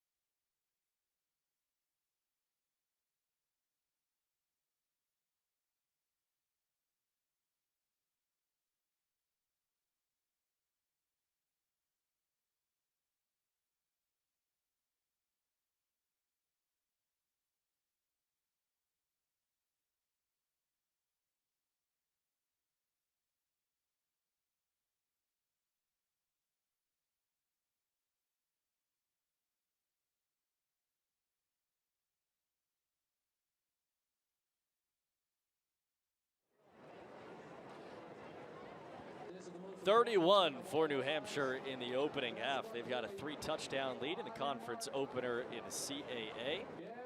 Along with Evan Gray, Cooper Boardman, thanks for being with us. Mostly UNH so far. And as we turn our attention to halftime, let's turn our attention once again to Voices of the Wildcats. Being a first-generation student, I'm really proud of myself, and my parents are really proud of me. My mom's from the Philippines, and my dad grew up in the North Country. He's been there pretty much his entire life. For me, it's really nice that I was able to do this, not only for myself, but also it gives an example to set for, my future kids and also my little sister. Since I was little, I've always had an interest in technology. I started playing Pokemon when I was 6.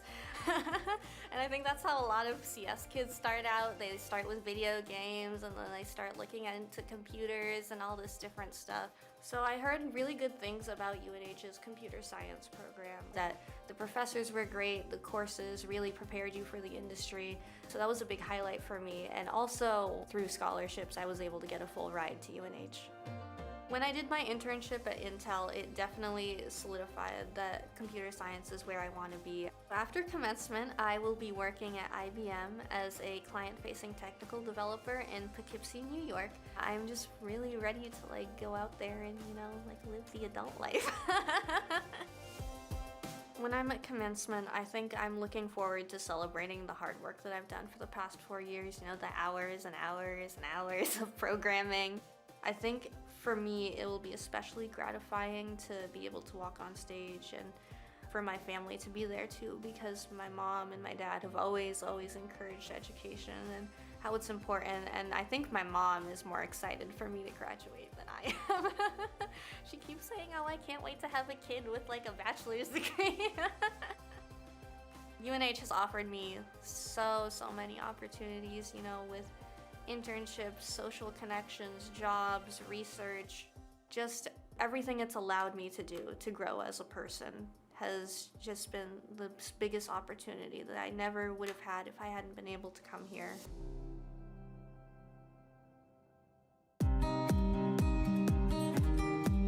I was actually born on the East Coast, lived all up and down the East Coast until I was 9. Then we moved to Arizona. So I did kind of like a little bit of my schooling out here, a little bit out there. So my mom is actually a UNH alum. I was looking for different places to apply to school, and she suggested, oh, you could go to my alma mater, UNH, and it ended up that it was like a perfect fit for me. I care about making sure that a lot of kids get a quality education. And there's a lot of lack of access to the arts across the country for students who are disabled, of low socioeconomic status, or underserved or underprivileged in a lot of other ways. In working with all the faculty here and being lifted up by my peers and other people that I work with, I have just gained a sense of, I can do it. And that has been really empowering and really nice.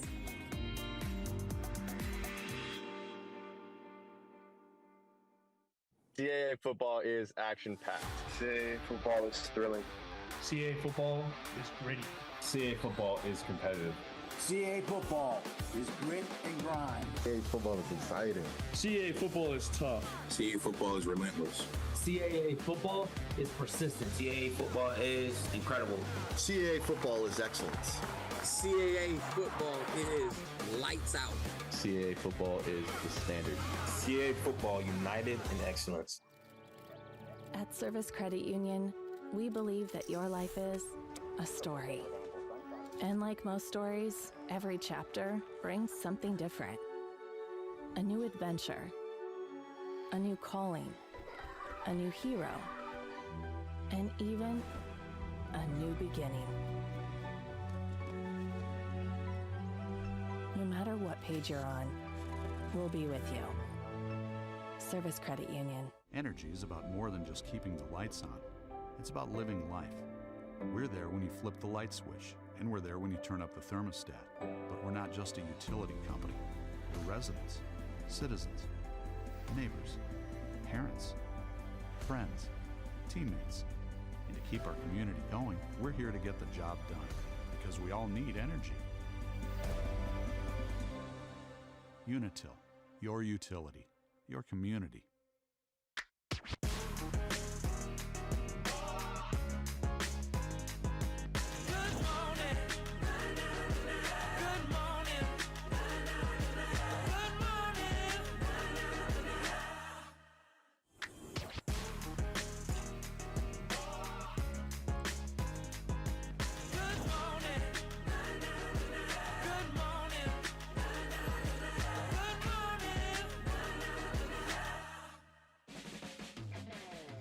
We're the team behind your team and your school.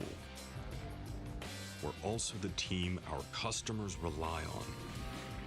Wherever things are getting done, powered up, and made better with Caterpillar equipment in the Northeast, you'll find Milton Cat, the team prepared for every challenge.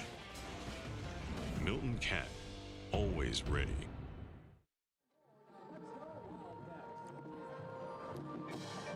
Halftime festivities. Oh, we got $5,000 coming. 10 to the winner.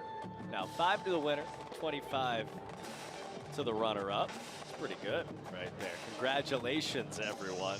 It's been a good day for them, and somehow it's been a better day for the UNH offense.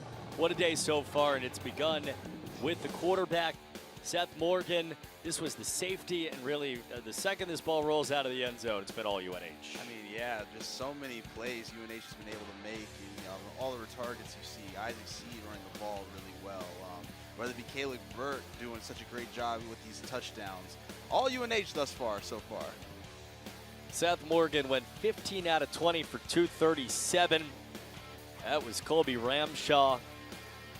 Field goal attempt that did finally get Bryant on the board, courtesy of Dominic Soley. But again, just more and more and more in the first touchdown of the year for Drew Danson, who is literally dancing. Celebration, to say 1,000 words so far, to go along with the 31 points. Then the deep ball. This was unreal. Caleb Burke inside the 1. They reviewed it. Called it down at the 1. Holding penalty backed him up. And it was just a matter of time before Logan Tomlinson made it 30 points. They tack on the extra point to 31. And then this right before the half, Jarrett Guest, deep ball, and another big-time shot for Landon Ruggieri. That was what Bryant needed, but in the end, that was it for Bryant offensively. I mean, I tell you what, man, he's in keeping this team momentum driving. He's doing a really good job just being open and making plays. You need to see a lot of that next half. 21-point game. Second half coming up in just a little bit. Cats and dogs. Well, mostly cats.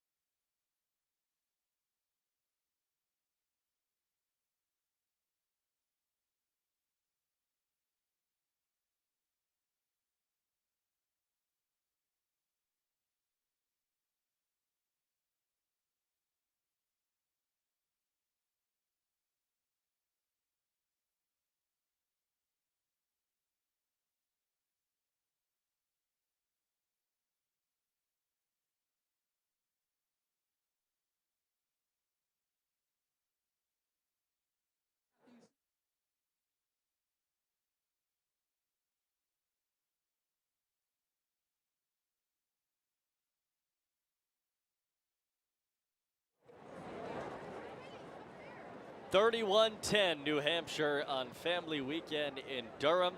Everybody in your screen has been treated to something pretty darn good so far.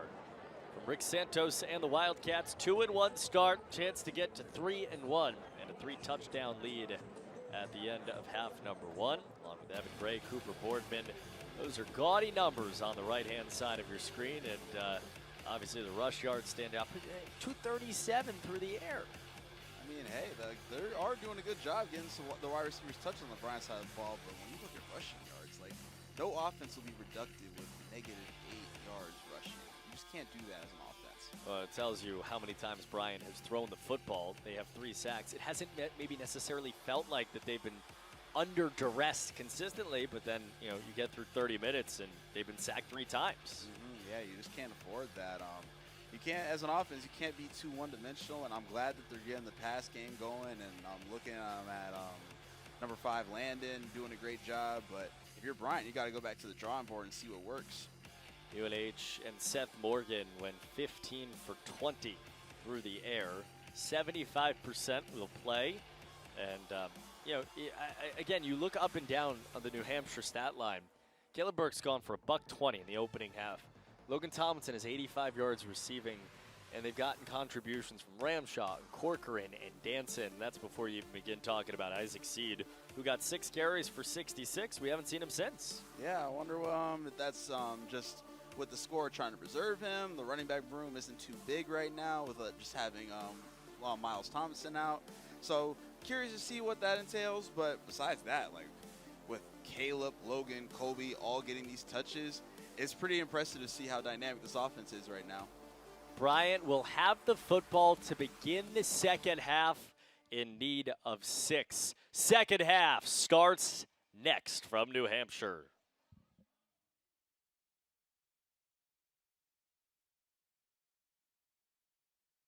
CAA football is gritty. CAA football is competitive. CAA football is grit and grind. CAA football is exciting. CAA football is tough. CAA football is relentless. CAA football is persistent. CAA football is incredible. CAA football is excellence. CAA football is lights out. CAA football is the standard. CAA football united in excellence. At Service Credit Union, we believe that your life is a story. And like most stories, every chapter brings something different. A new adventure, a new calling, a new hero, and even a new beginning. No matter what page you're on, we'll be with you. Service Credit Union. Energy is about more than just keeping the lights on. It's about living life. We're there when you flip the light switch, and we're there when you turn up the thermostat. But we're not just a utility company. We're residents, citizens, neighbors, parents, friends, teammates. And to keep our community going, we're here to get the job done, because we all need energy. Unitil, your utility, your community.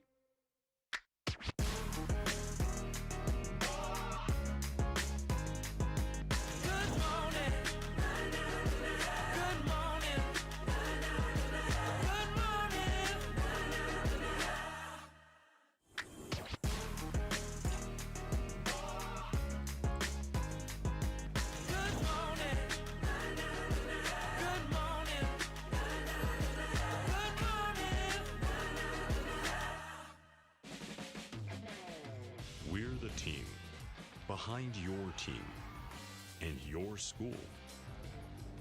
We're also the team our customers rely on. Wherever things are getting done, powered up, and made better with Caterpillar equipment in the Northeast, you'll find Milton Cat, the team prepared for every challenge. Milton Cat, always ready.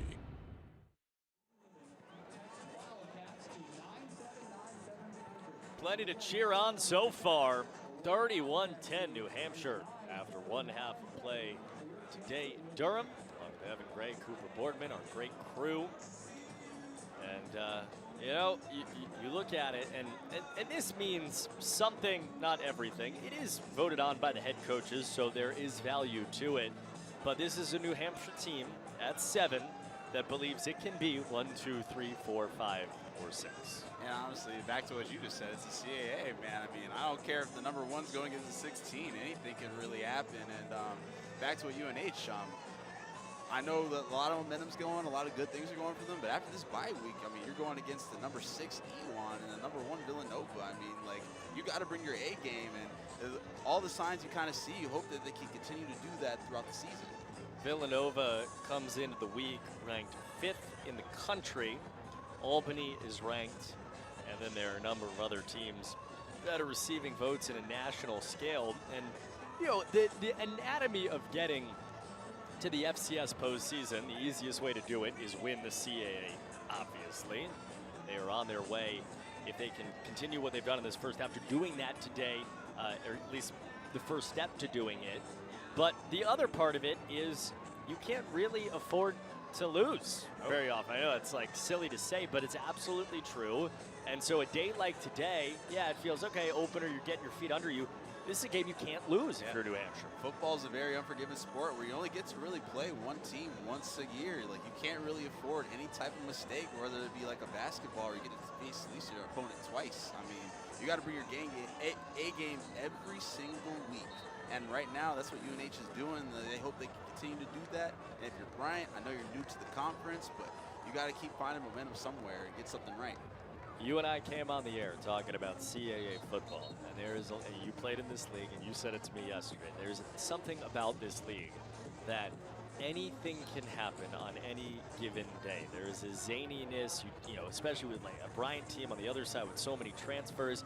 You just don't quite know. And so at 31-10, you'd rather have 31 than 10, but you don't quite know with half the game to go. 100%. I know the lead is still significant, and there's still a lot of football, and UNH has done a lot of good things. And maybe I'm a little bit biased back to what you just said. My time in the CAA, I've just seen just about everything. I think it's one of the most competitive conferences in all of FCS football. It's not biased if it's true. Fair enough. It definitely is. And Nick Mazey set to kick it off. Elijah Williams has been the man in the return game for Bryant. They trail by 3 touchdowns. They'll have the football first. Williams from inside his own 10, and off he goes out towards the 25-yard line, pile driving to set the Bryant offense. Quarterback for the Bulldogs, Jarrett Guest. It was, 11 of 20 for 217, a touchdown, took 1 sack, and went for 55. He had a good opening half for this Bryant team, but again, they could not run the ball in the first 30 minutes. Yeah, -8 yards. You just can't really afford to do that as an offense. You got to establish the run game somewhere. It makes your life on offense a whole lot easier when you get the running back touches. Landon Ruggieri is their leading receiver, as he has been all year long. 2 catches for 97 yards, and he lines up to begin in the second half in the slot. First play of the second half is a give, and Mukendi breaking free across the 40. They've got their best run of the day on the first play of the second half. Maybe they're hearing me down there, but yeah, exactly. The run game is really important, and as you can see from Reese right here, really good job moving up the hill, breaking tackles, getting to the secondary. Really good job so far. That's the start you want to see for Bryant. Tackle from Brendan Ty out of the 3rd level of this defense on Mukendi, held for 22 yards on 9 carries last week against Holy Cross. And now they throw. Guest has a lot of time, and now he does it, gets away, tosses it, middle of the field. Taglieri deemed a catch. Rick Santos on the near sideline giving an earful, but it is a pickup of about half of what they needed. Yeah, I don't know about that one. It didn't look like he caught the ball. You see right there Brandon Perkins being able to get to the quarterback, almost making the play, but all the same, good catch right there. Might be on. And now, after a conversation, they rule it incomplete. There were 11 players on the defense. 8 of them a second ago had their arms out wide saying incomplete. Yeah, it just, from this angle, it didn't look like he caught the ball. But good job by Brandon Perkins right there. At least caused some pressure, making Guest have to think about it. What you saw from Jarrett Guest there is what he has done best, dancing feet in the pocket all afternoon. And he's throwing again. Quick out to Mukendi on the swing pass, shaking down the original line of scrimmage, but nothing more. And it is 3rd down and long again and again and again for Bryant. Yeah, if you're Bryant, you don't want to see that situation, but just right there, they did a really good job cut blocking, trying to get lack of defense right there, but yeah, back to what you said, just time and time again, just these third downs, putting yourself in a lot of stress if you're Bryant. Ruggieri on the slot to the top of your screen. Montez motioning left on 3rd down and 7 for Jarrett Guest and Bryant. Deep ball looking for Montez and long. Stansberry in coverage. He's locked it down all day. I mean, good job by Noah right there. And Bryant's not shy. They're targeting all these people and putting Noah in a lot of situations. And his ability to keep covering, whether it be running back, wide receivers, he's doing a good job guarding these guys. Noah Stansberry, a huge game last week. 3 tackles, an interception, and half a sack. He's played in double-digit games each of the last 3 years. One of the seniors at a 3rd level of this defense that UNH talked about so much in the offseason. Gave up some big plays a year ago. It's been much better in 2024. This punt fielded, dangerously so, by Caleb Burke, who angles out of bounds after the punt of more than 35 out of the right foot of O'Neal. And the first drive of the day for Seth Morgan, Caleb Burke, and this offense begins just beneath the 20-yard line for UNH. Yep, and if you're UNH now, now it's time to make a statement. I mean, you're finally getting the ball back, you're on what it seems to be almost the 15. How are you going to respond now that you got the ball and want to put some points on the board? Scored on their first 5 possessions, held scoreless on their final 2 of the opening half. Denzel Gibson, the number 2 running back, has gotten the bulk of the carries in this game, and he takes it across the 15-yard line. Isaac Seeds started 6 carries for 66 yards. We've seen him running up and down the sideline, so Gibson has been in there instead. All the same, though, Gibson's still able to make some plays and doing a really good job running the ball so far. And honestly, it's good to see the redshirt freshman out there at least trying to make an impact and definitely get experience. That's what you need. 5 carries, 22 yards. Motioning Ramshaw to the right. Morgan again to Gibson, trying to get the edge with Ramshaw blocking, and he got popped. Big hit from Olatunde Mparu. Mparu really brought the wood on that one. Really good tackle. Met Denzel Gibson right there in the hole. Man, it's a tough one. Really good hit right there. Junior from London, out of the NFL Academy at Loughborough College. He's produced many great soccer players, including Jude Bellingham, Real Madrid. And now 3rd down and 5. Versions galore in the opening half for UNH. Morgan throwing again, has to pull it down on a rush to his left. Flag behind the play. He's pulled down short of the line to gain. Yeah, holding definitely, but they're going to decline that since it's 4th down. Oh. It would have been 4th down and 2 or 3. Interesting selection right there. Okay. Yeah, they are declining. Okay, come on now. You were on that. Yeah, I was like, don't call me crazy. What's been, I mean, again, Bryant's about to come up with their 3rd straight stop. What's been better about them defensively? I mean, so far, at least they're making an impact right now. I mean, they've been in a few situations where it's been 3rd down and short, and they almost dropped the ball on that fake punt. But right now, it looks like they're able to stop this offense right now. At least finding an answer to. So for right now, the play clock has just started, down under 25. The offense is still out there on 4th down and 1. And I guess this is why they were pondering if they wanted to accept the penalty. Santos is adventurous, man, really trying to put pressure on these guys. Chris Merritt is in the ear of the official on the far side saying that the ball should be further backwards than it was, and now with the play clock down to 1 and down to none, UNH uses its first time out. So at least some time to think for the moment about whether you actually want to go for it. But You're right about Rick Santos. He's the kind of man that believes they can get 1 yard. Definitely, and I mean, if you're watching the same game as us, ladies and gentlemen, it's not like it's been hard for them to get 1 yard. Olajide, the left tackle, 55 in blue against this Bryant team. Senior Stonehill transfer. We feel like he is an FBS talent. Poirier, the center, 6'4", 304. And the right tackle, Mason Davis, not to mention Luke Swain and Dylan McLevich. And they want to go behind those guys on 4th and 1 from their own 20-yard line. Motion across the formation, play fake, foot in the ground and a deep shot, incomplete, no flags. They went for it on 4th from inside their own 20, and Bryant's got some life.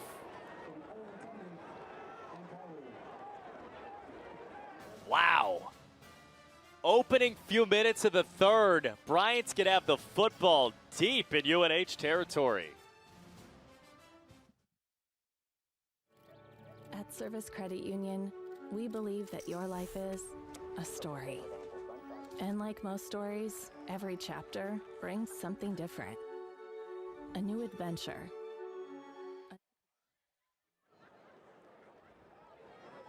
Back to Bryant, and off the change of possession, Jared Guess gets across the 20-yard line. So, UNH up 3 touchdowns. Man down now. UNH up 3 touchdowns. Goes for it on 4th down and 1. They throw the football. They do not convert. And Bryant, who has failed to run the ball all day long, failed to score for the majority of the day, takes over right now inside the 25-yard line. We will step aside, we promise. 31-10, UNH on top. A man down here in Durham. At Service Credit Union, we believe that your life is a story. And like most stories, every chapter brings something different. A new adventure, a new calling, a new hero, and even a new beginning. No matter what page you're on, we'll be with you.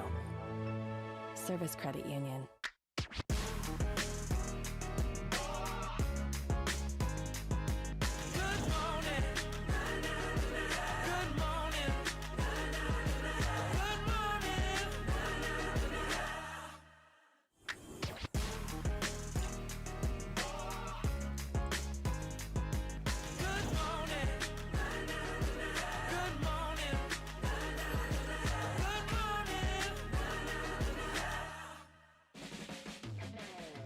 We're the team behind your team and your school. We're also the team our customers rely on. Wherever things are getting done, powered up, and made better with Caterpillar equipment in the Northeast, you'll find Milton Cat, the team prepared for every challenge. Milton Cat, always ready.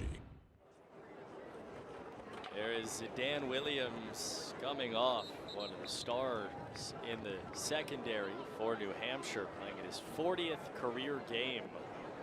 And went down there walking off gingerly. And obviously, that is not insignificant for UNH. Yeah, it's a tough one. We'll pray he makes a speedy recovery and get back on the field, but he's definitely been a captain through and through this whole time at UNH.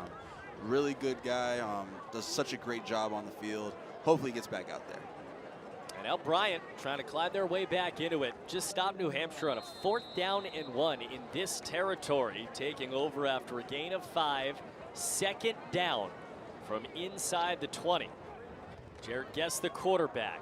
Play fake down the middle. Ruggieri dropped it. Oh, the reddest of herrings in his breadbasket. And Landon Ruggieri, their senior leader, just couldn't reel it in. You hate to see that. The play was there. Like, that was a thing of beauty. A really good pass. Like, just the guy who's been making it happen for their offense, like, you just can't afford something like that. Who knows when you'll get a chance like that again. 2 catches for 97 yards and a touchdown. One of the leaders in FCS in contested catches. And the easiest of his day. So now 3rd down. That looked awkward, and it was. And Guess got planted. Flex Ruiz got up like, sorry. I mean, that situation looked like a false start. They were late with the flags there. Another false start. 6th Bryant penalty for 53 yards. There it was. You're Bryant football. It's just like you're getting in the way of yourself right now. You just can't keep affording these type of plays. You're in the red zone. Like, you need to start moving forwards, not backwards. This would be a 39-yard field goal, but you're down 21 points. 3rd down and 10. Don't need all of it. Jared Guess throwing again. Down the sideline. Incomplete for Drew Montez. 4th down and 10. And another decision for Bryant.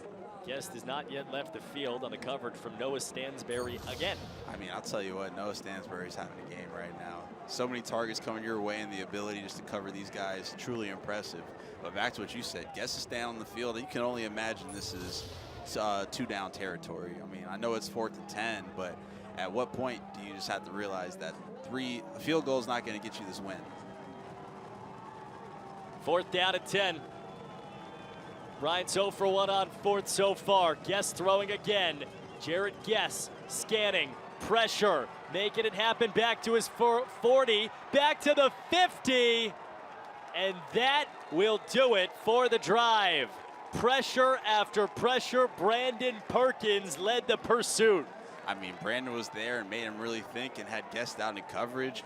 Really good job by this UNH defense by making a statement. Guess had nowhere to go on this play, as you can see. Within seconds, all UNH colors are on him, and there's nothing he can do. He can't even look up the field right now. Really good job by this defense.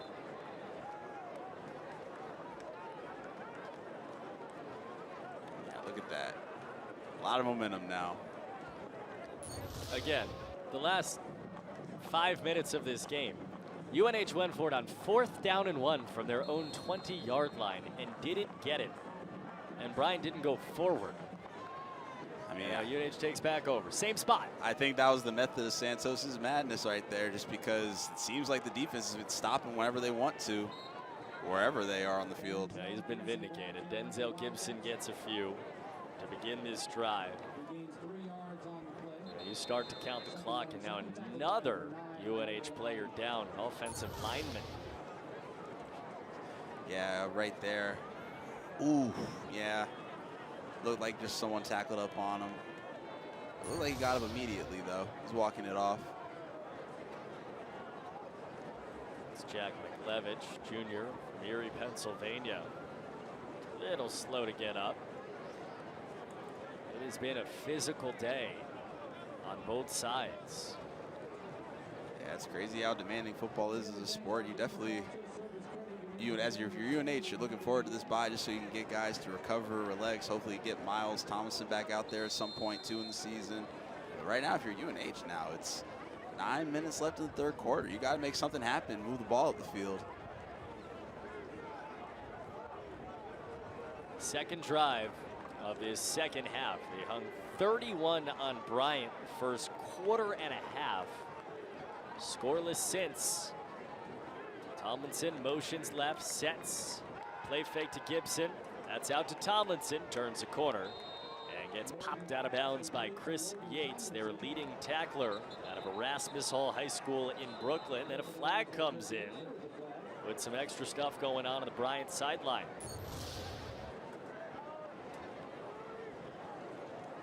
Good job by Logan right there, but I'm interested to see what this flag is.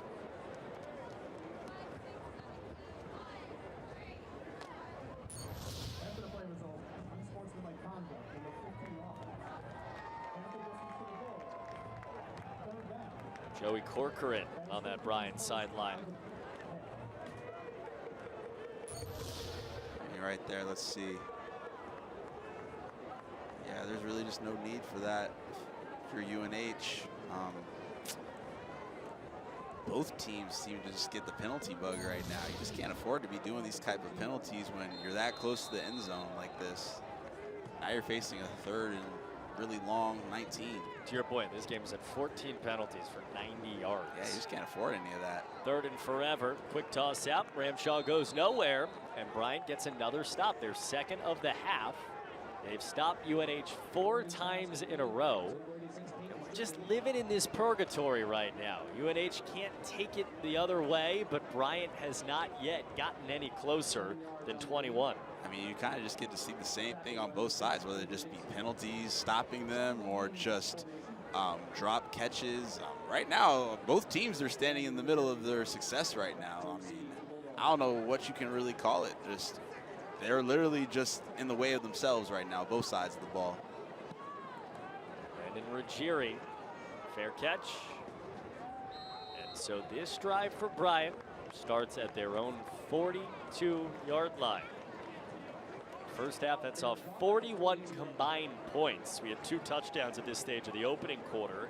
Has not yet seen a point in the first 7.5 minutes.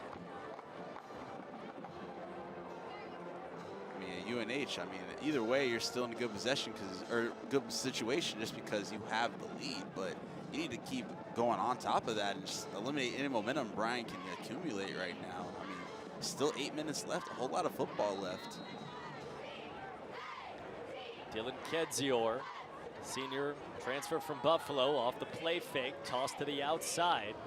And another pickup of a few. Kobe Keenan, their backup tight end. Some of these reserves getting in. Taglieri out, Keenan in. Mukendi out, Kedzior in. A whole lot of moving around right now, but like still, I mean, Guess is still doing a good job finding his receivers and trying to make something happen. You just got to keep building out the momentum right now if you're Bryant. Guest is 12 of 26, now 13 of 27 for 220, and he's throwing again to the outside for Doe. Aldrich Doe makes the catch, has the first down, and another comeback route. They've hit that underneath ball again and again. I know. I mean, it seems like that's just been the adjustment for this Bryant offense. Maybe during halftime they noticed that, but they've been able to move the ball. I mean, if number 5 Landon didn't make that catch, they would have scored too. So they have the ability to move the ball up the field. They went for 10 plays and 79 yards to win the game against Franklin Pierce a couple of weeks ago. Hand to Kedzior, and again, he plows forward, thrown down by Stansberry. Another nice pickup, and the tempo has changed of this game in Bryant's favor. Well, I think if you're Bryant now, it's the tempo you kind of need. It has to be fast, accelerate. You're trying to score while keeping as much time on the clock as possible. So if this is Bryant, this is how you have to play the rest of the game if you're trying to get back into it.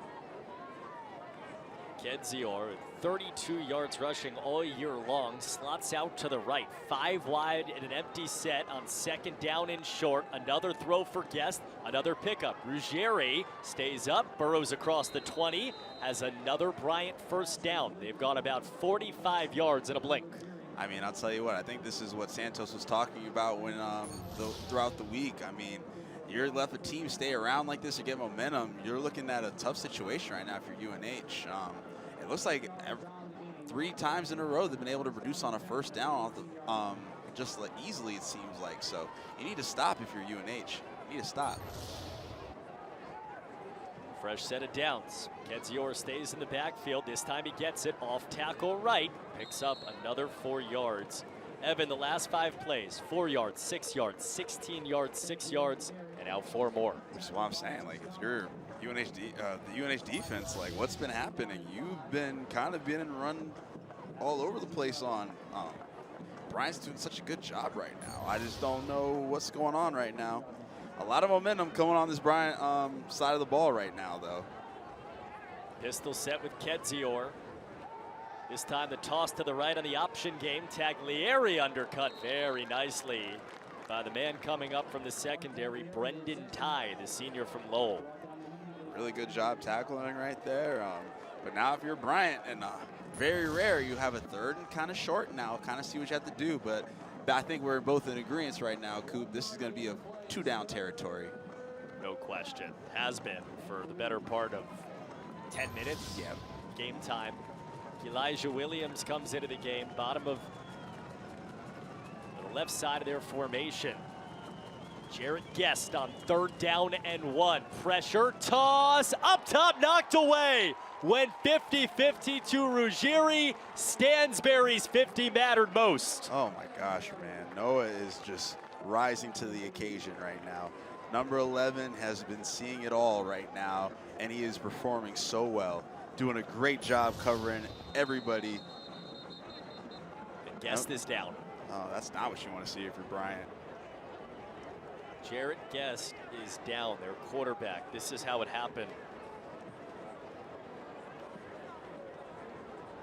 There's the play from Stansberry. There was pressure on Guest as he rolled to his right. And there is the Bryant quarterback coming off the field. It's 4th down and 1. They have a few different quarterback options. We'll see who they go to. Brennan Meyer, the freshman, played against Delaware in the opener, but again, Jarrett Guest has thrown 108 passes. Nobody else has thrown more than 2 on the year coming into the day.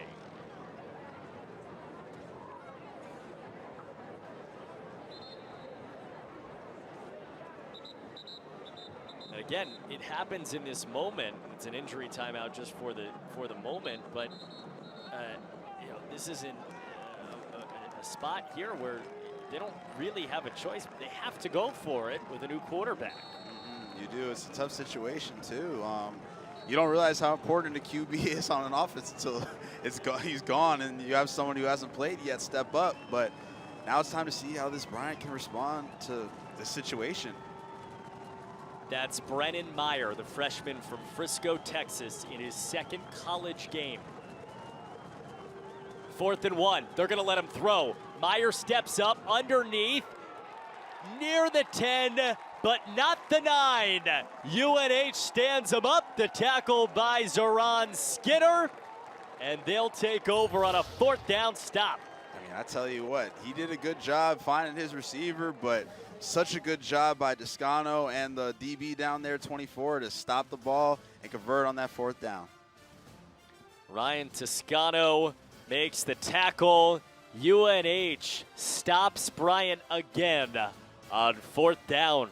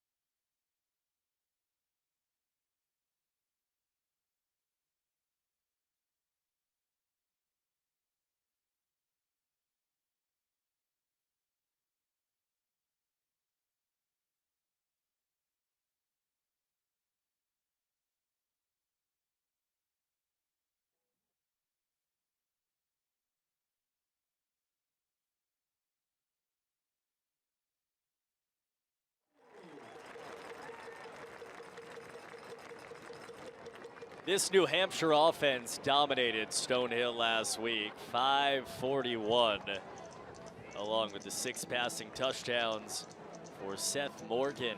They took it into the first half today, 293 yards of total offense in the first 30 minutes, but Evan Gray in this second half, they have just 20.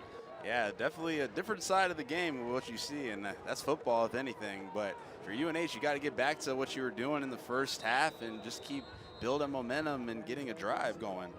Denzel Gibson gets 2 yards, 2 drives, and 2-0 so far for UNH. The last right around 10.5 minutes have been played on this portion of the field, but Bryant's made a lot of stops in the run game. I mean, as you can see, it seemed like the running game was going to be a big part of the game, but right now, Denzel Gibson, nothing really there, nothing going. Isaac Seed's another kid we haven't really seen yet this half, so it looks like the running game has come to a halt for UNH so far. Seth Morgan from empty, slung it underneath. Corcoran ahead across the 15-yard line and down towards the 20. Seen Bryant with these chunk plays, 4, 5, 6 yards. UNH doing the same. I mean, that's what UNH needs to get back to. It looked like Joey Corcoran had a really good catch. Borderline horse collar right there, but still. And now 3rd down. Flip underneath. Caught by Gibson. Turns upfield towards the 20, and he is stacked up short of the 1st down marker. So UNH, 2 drives ago, had 4th down and 1 from their own 19. They went for it and didn't get it. I mean, I tell you what, one thing I said I like about Seth is he does a really good job looking through his regressions and going to the check down if nothing's there. But 4th and short again, and we're going to see what this UNH offense can do. They're going again, Ev. Yep. 4th down, about half a yard this time. Denzel Gibson is the back, motioning Corcoran to the left. Right up the middle this time. Gibson, easy 1st down. Last time they threw it, this time they went simple with that man. And take it from a running back. You could tell. Give the running back the ball on 4th and 1, please. That's what I'm talking about right there. Good job by Denzel Gibson with some great pad level, running through contact to get that 1st down. Right back to him. And nowhere to go for Denzel Gibson. Up over 30 yards. He had 50 on the year. Came into the year as probably the number 3 back. Got to number 2 after the injury to Miles Thomason. He exits after this. Yeah, and I tell you what, though, it's a good job just to get a running back. And back to what you said, he probably thought he was going to be the 3rd string, but injuries happen. You got to step up and make a play, and that's what he's trying to do, rise to the occasion. Barry Kleinpeter, the sophomore from Savannah, Georgia, is in the game for the first time this afternoon. Deep into the running back room right now. I know you don't mind that. I'm all for it. Now Morgan, quick out to Kleinpeter. He gets the edge with a block and gets knocked down at the numbers across the 30-yard line. And I'll tell you what, Coop, Kleinpeter is another kid who obviously he has the ability to play so many positions on this side of the ball. He's a really, really good athlete, so it's good to utilize him in any way you can if you're UNH. Look at that, still. Really good hard runner. Sets up 3rd down and 5. They're so efficient in the opening half, 2 for 3. They've yet to convert on 3rd so far in the 2nd half. Seth Morgan again, lofted ball, diving grab, reeled in by Corcoran, but he lost contact with the football, ruled incomplete. Really tough catch right there. That was a really hard one. The added target was there, Seth just missed him right there. But if you're UNH now, you definitely got to punt this ball away. Look at that again. Yeah, just missed him. I'll tell you what, even last game, there's definitely been a few plays where Seth has a wide open wide receiver, just missed him a little bit, which is very rare for him. He still gets the balls on target.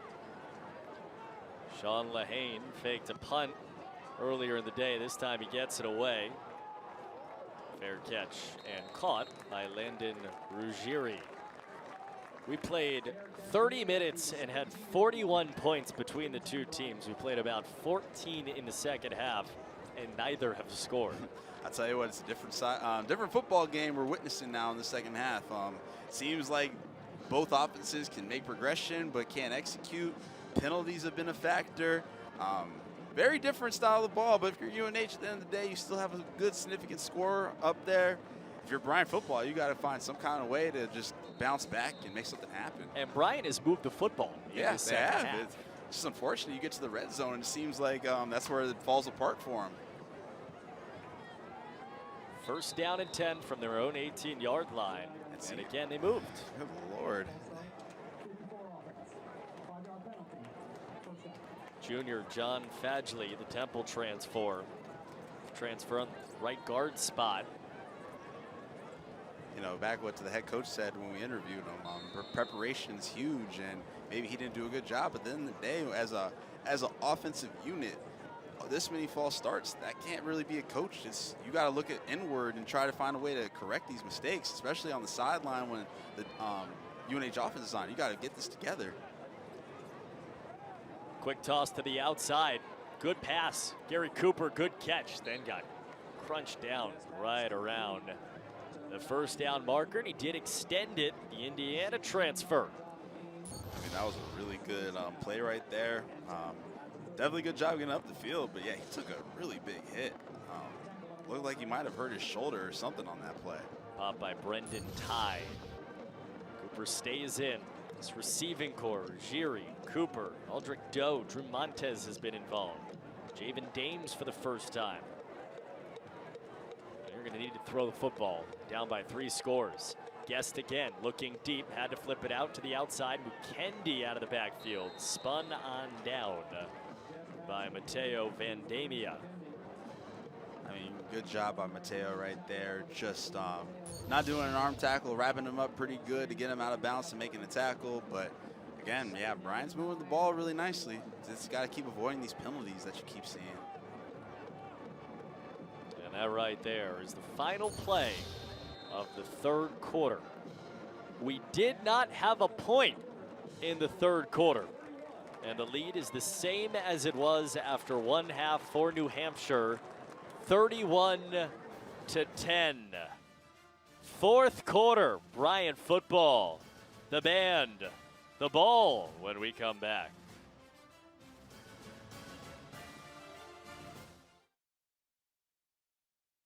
We're the team behind your team and your school. We're also the team our customers rely on. Wherever things are getting done, powered up, and made better with Caterpillar equipment in the Northeast, you'll find Milton Cat, the team prepared for every challenge. Milton Cat, always ready. At Service Credit Union, we believe that your life is a story. And like most stories, every chapter brings something different. A new adventure, a new calling, a new hero, and even a new beginning. No matter what page you're on, we'll be with you. Service Credit Union. Energy is about more than just keeping the lights on. It's about living life. We're there when you flip the light switch, and we're there when you turn up the thermostat. But we're not just a utility company. We're residents, citizens, neighbors, parents, friends, teammates. And to keep our community going, we're here to get the job done, because we all need energy. Unitil, your utility, your community.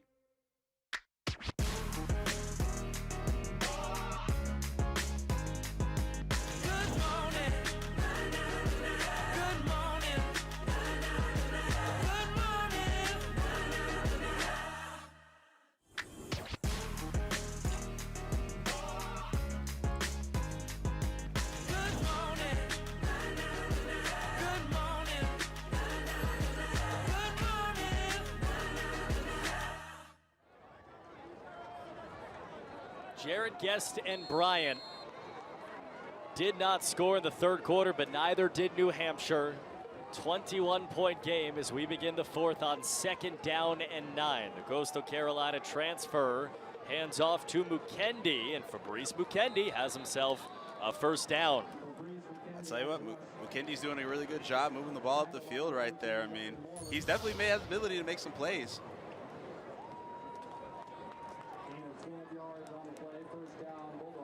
Really good run right there. But again, 1st and 10. But now if you're Bryant, I mean, there's really no room for error anymore. We got to start putting some points on the board. Not have much time left. They've moved the football in his second half, yet to score. Landon Ruggieri with the grab. 8 more yards, another pickup. 4th catch, a $119 for the leading receiver for the Bryant Bulldogs. Yeah, he's definitely the workhorse right now. Definitely making a lot of plays. I know he dropped one, but definitely somebody this team can depend on. At some point, we saw this in the opening half. They will take their shot.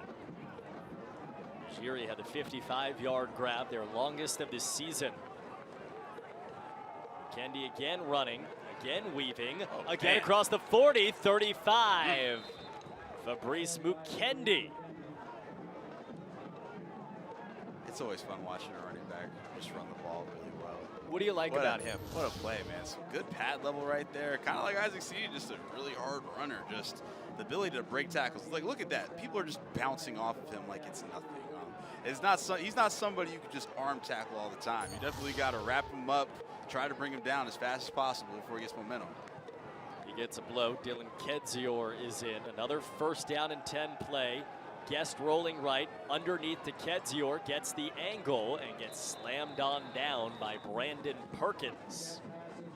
I'll tell you what, Brandon Perkins right there doing a really good job tackling, moving up and down the field. Kind of looking like his older brother, Isaiah Perkins, who used to be a player here. Doing a really good job so far for the Cats. Brothers from Williamstown, New Jersey. Perkins, one of the leading tacklers, had 14 in his first 3 games. 2-1 start for New Hampshire. Bryant at 1-2 on 2nd down and 2. Counter play, slow developing, and Kedzior did not have enough time. I mean, yeah, it looked like a pretty interesting play right there. Try to reduce the run through the play action. Noah Stansbury was out there really fast to make a play, stop 20 from making any type of leeway. Jordan McAllister right there on the tackle as well. That's a corner, Stansbury on first contact there. And it's 3rd down and 1. Kedzior, transfer from Buffalo, stays in the game. Taglieri, the tight end, on the right. Kedzior gets the carry and gets Bryant that 1st down. 3 minutes down in the 4th quarter, down by 3 touchdowns. Say what you want, they're moving the ball pretty well. I mean, throughout this whole half, I mean, they've been able to make some plays. This has kind of been the issue, Coop. When they get to the red zone, it seems like everything falls apart at this moment. But all the same, 1st down. They've run for 62 yards in the second half. They've passed for 74. They do not have a point. Which, yeah, you just hate to see it. Kedzior again, right down the hash mark. More to that total. 6 more yards for Dylan Kedzior. And, you know, defensively, New Hampshire, you're content. You are content. You definitely are.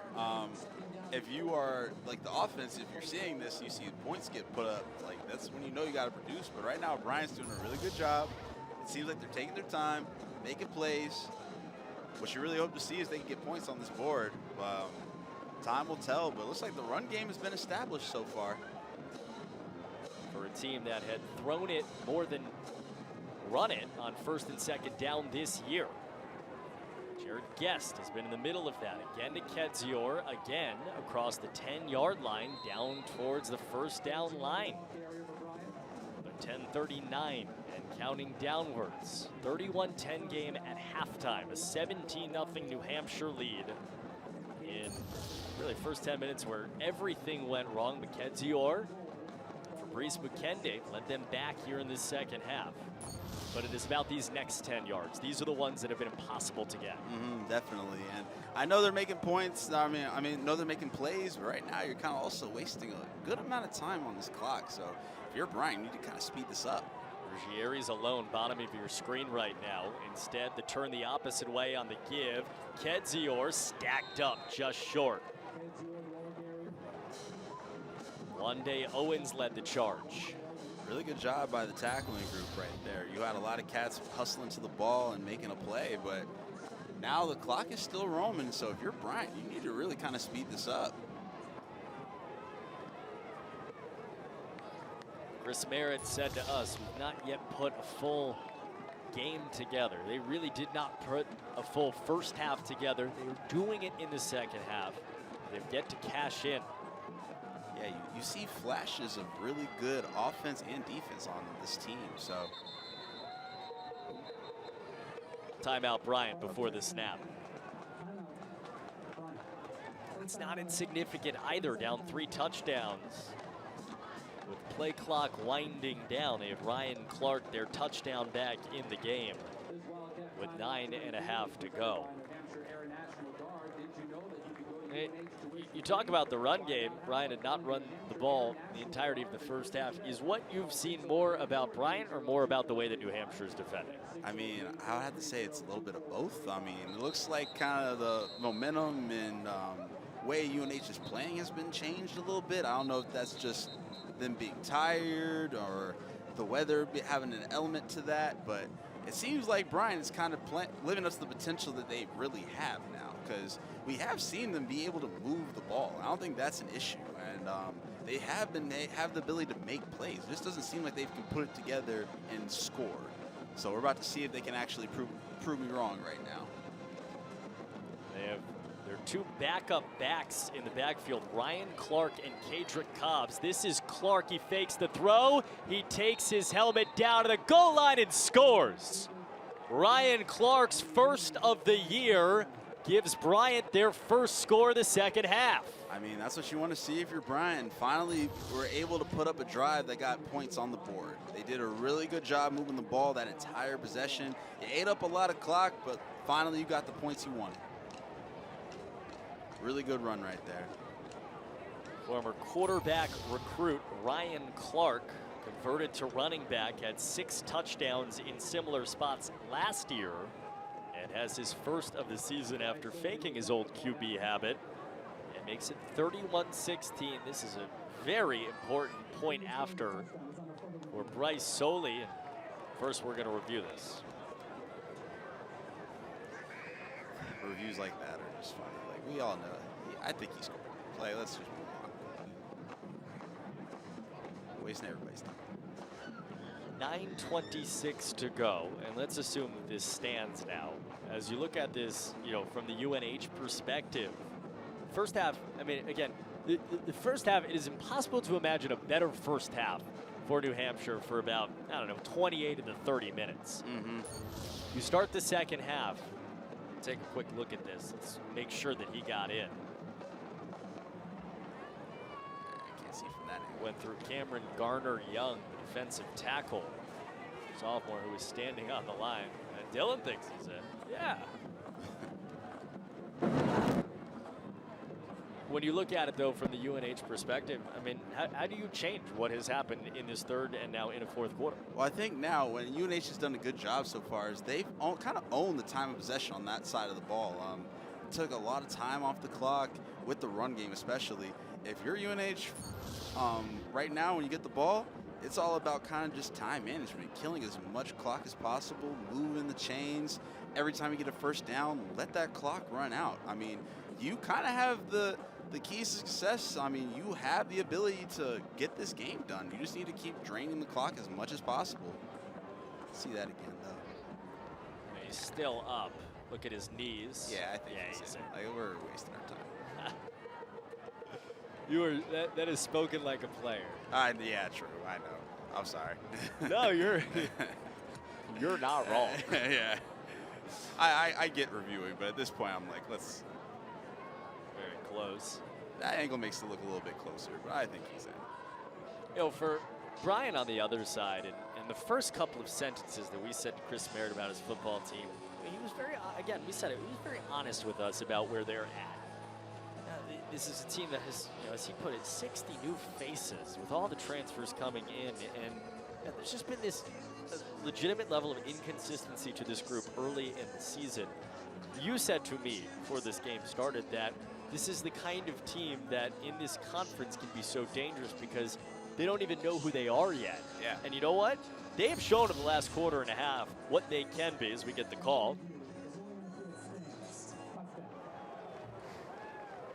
Shocker. Evan Gray delivers again. But, you know, this is a team in Bryant that is learning right now against an opponent of New Hampshire's caliber what they can be. I mean, you're definitely right, and I think that's what I was telling you. That what makes them a little bit dangerous. You have a team that hasn't had too much chance to have a team chemistry, and you kind of see that in these past couple of games. But make no mistake, I mean, they were playing some pretty competitive, tough teams. So the more they get to kind of have that experience and the more you kind of get to see them throughout the season, I kind of think they could be a little dangerous. They could pull a game together. Bryce Soley, 14-point game, 9:26 to go.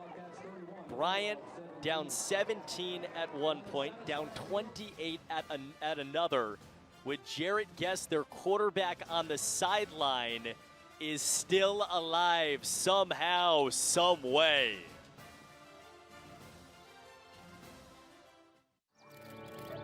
At Service Credit Union, we believe that your life is a story. And like most stories, every chapter brings something different. A new adventure, a new calling, a new hero, and even a new beginning. No matter what page you're on, we'll be with you. Service Credit Union.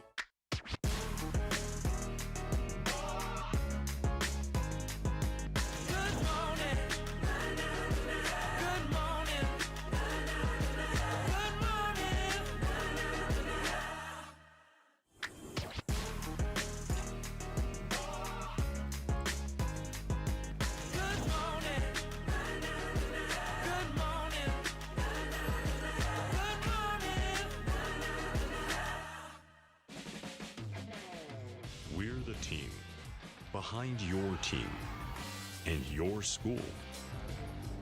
We're also the team our customers rely on. Wherever things are getting done, powered up, and made better with Caterpillar equipment in the Northeast, you'll find Milton Cat, the team prepared for every challenge. Milton Cat, always ready.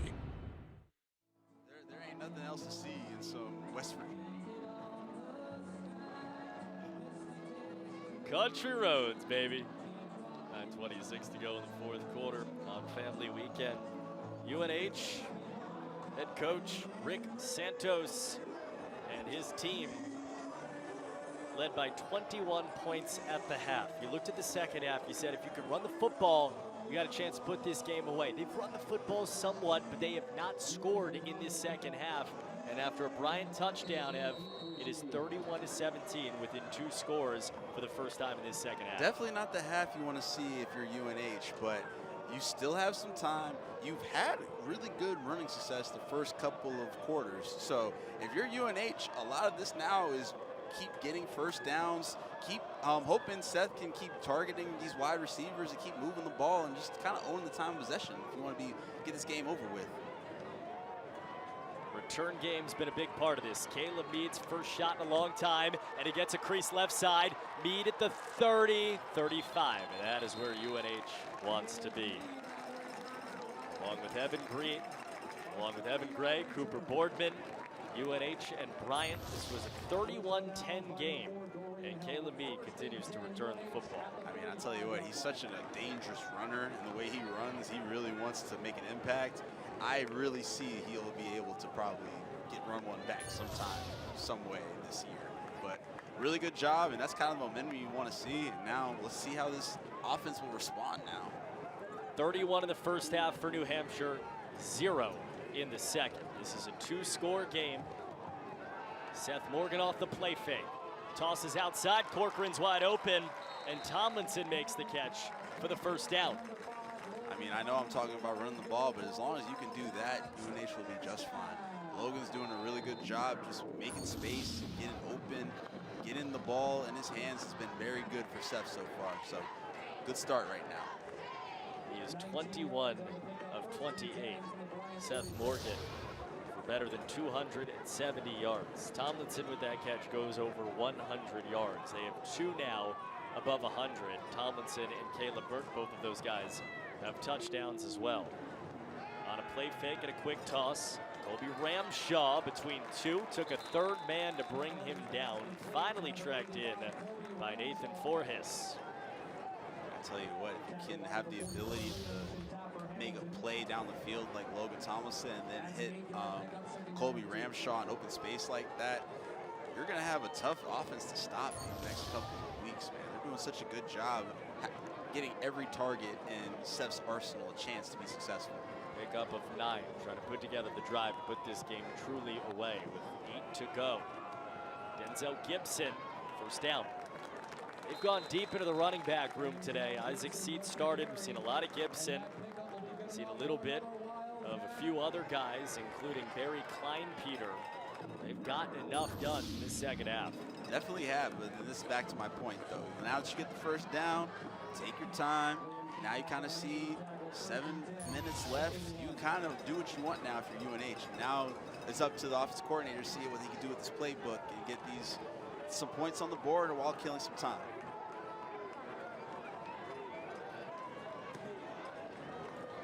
Play clock at 5. Snap comes with 4. Flags down, free play. Take a shot, looking deep and short of Tomlinson, but 5 yards coming for UNH.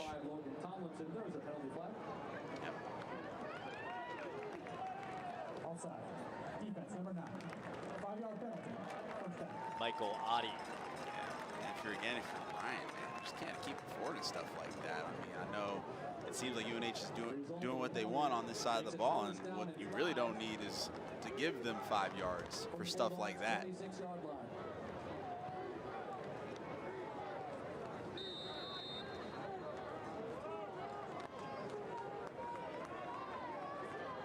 .722, first down and 5. Denzel Gibson in the backfield, out of the pistol, and it's Gibson again, forward, near the line needed. And again, the sands continue to fall in the hourglass now. 31-17 game. It's not been perfect for New Hampshire today, but it's been enough.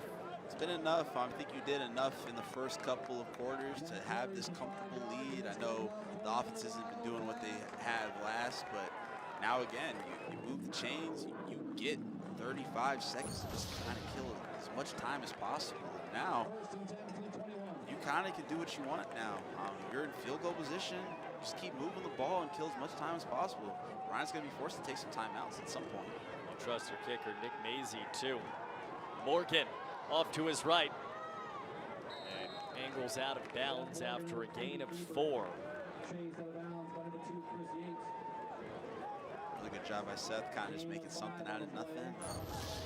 Instant pressure, but still was able to run up the field and at least get about 5-6 yards in the play. Seth Morgan got some pick after a big year last year at Shepherd University at the Division II level, beginning his career at VMI. Picked UNH because of the way that they have developed quarterbacks. And in week 4, he's taken another jump. Santos so happy with the way that his quarterback is played as Gibson is upended with a flag down. Tackle by Hollis Durstein.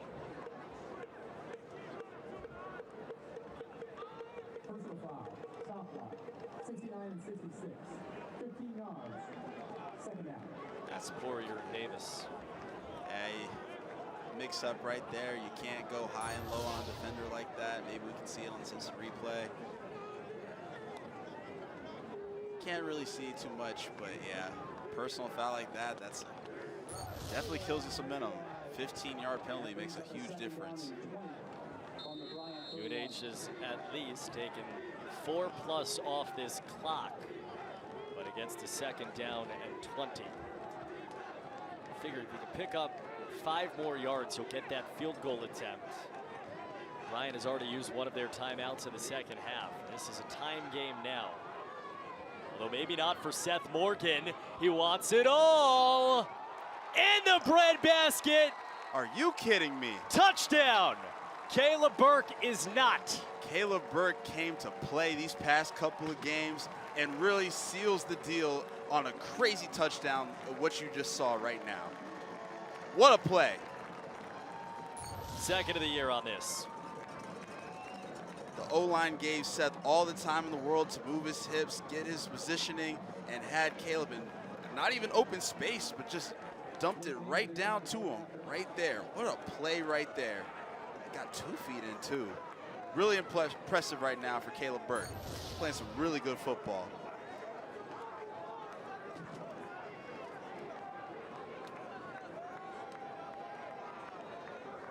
Seth Morgan hit Burke for 59 earlier. Hit Tomlinson for 50 in the first half. And another one goes for 31.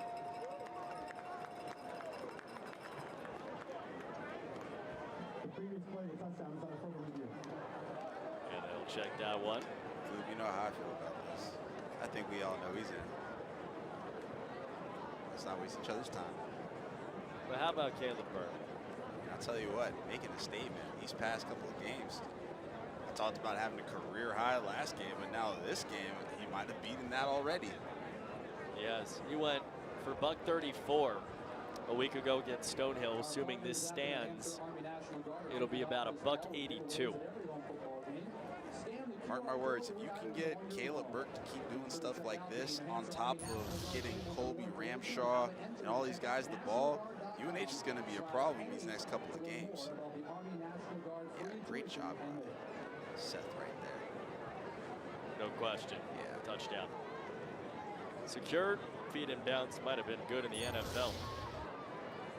But, it also speaks to so much with Seth Morgan. It's 2nd down and 20. I'm having the conversation about, hey, run this football, kick it, and end the day. And they put it in his midst and trust him to make a choice there. He doesn't need to throw that ball. If it's not there, he probably doesn't throw that ball, but he made it there with the throw. And I think that's kind of what Santos said. I just love to see him progressing and improving, and that's what you're seeing. I mean, what you could have said, you could have thrown the ball away, and that would have been just fine. But the fact that he took the time and honestly had the audacity to throw a crazy pass like that accurately is really impressive to see. You said UNH, we're playing like this, Caleb Burke playing like this, they're going to be a problem. That third quarter wasn't perfect. We're close to it offensively, but they have absolutely made their statement when they've needed to. They open it back up to a 38-17 lead with under 6 to go, and it is miracle territory, but they have taken full command of this game once again. Agreed. Kind of a miracle. Three touchdowns in 5 minutes. That's not easy, even if you had like Patrick Mahomes or somebody out there. But definitely good job by UNH just to kind of respond to a touchdown like that. I know there hasn't been too much touchdowns this quarter, but the fact that you had a Bryant team that had some momentum and you responded really fast, really good thing to see if you're on this UNH football team. Seth Morgan chose Shepherd in part because of Tyson Batchin, who played there. A guy that felt like, got to the next level there.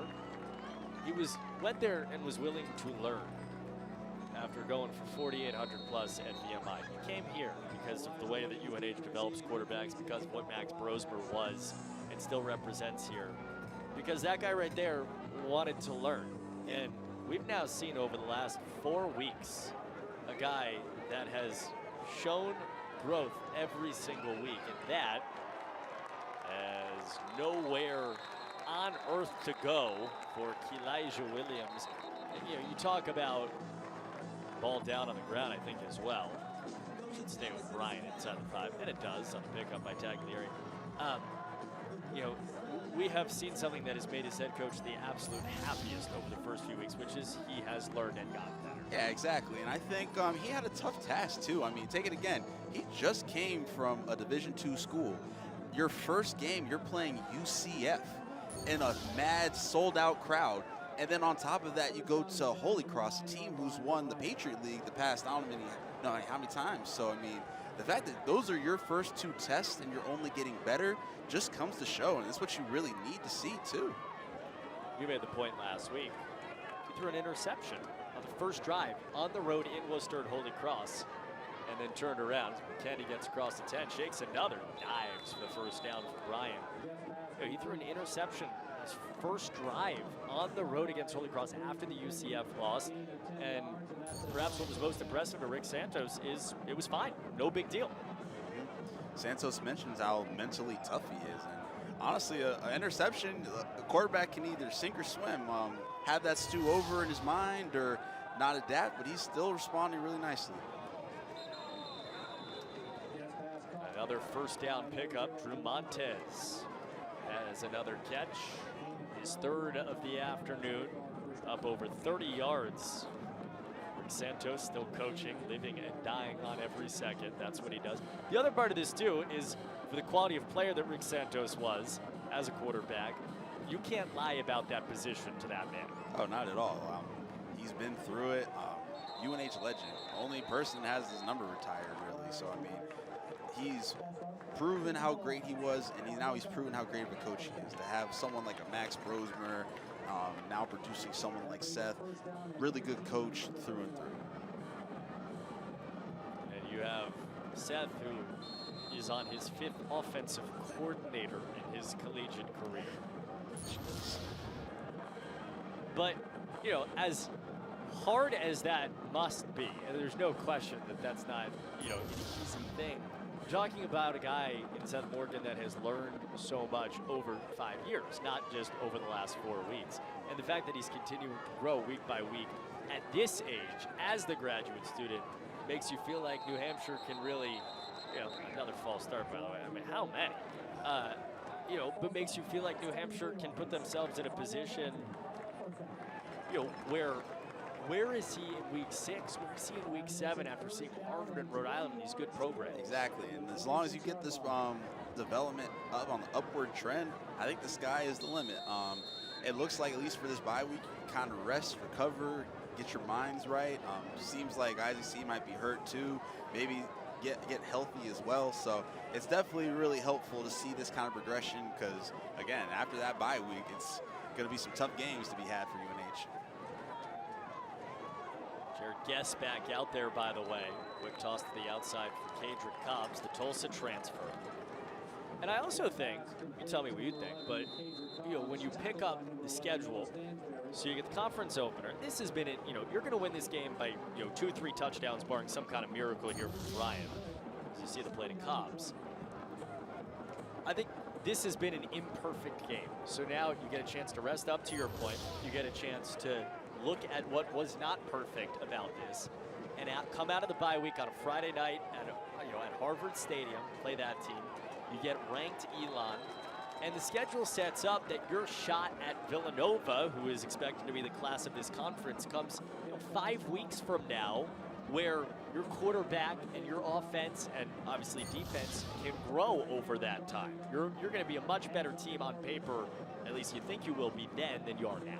100%. And then back to what you were talking about earlier. If you're talking about playoff contention, obviously you want to win the CAA, but this is the kind of test. I mean, the Elon, Rhode Island, Villanova, you run through that gauntlet and then go against Albany and get the win, you might obviously make the playoffs, and this, win the CAA could be in question too.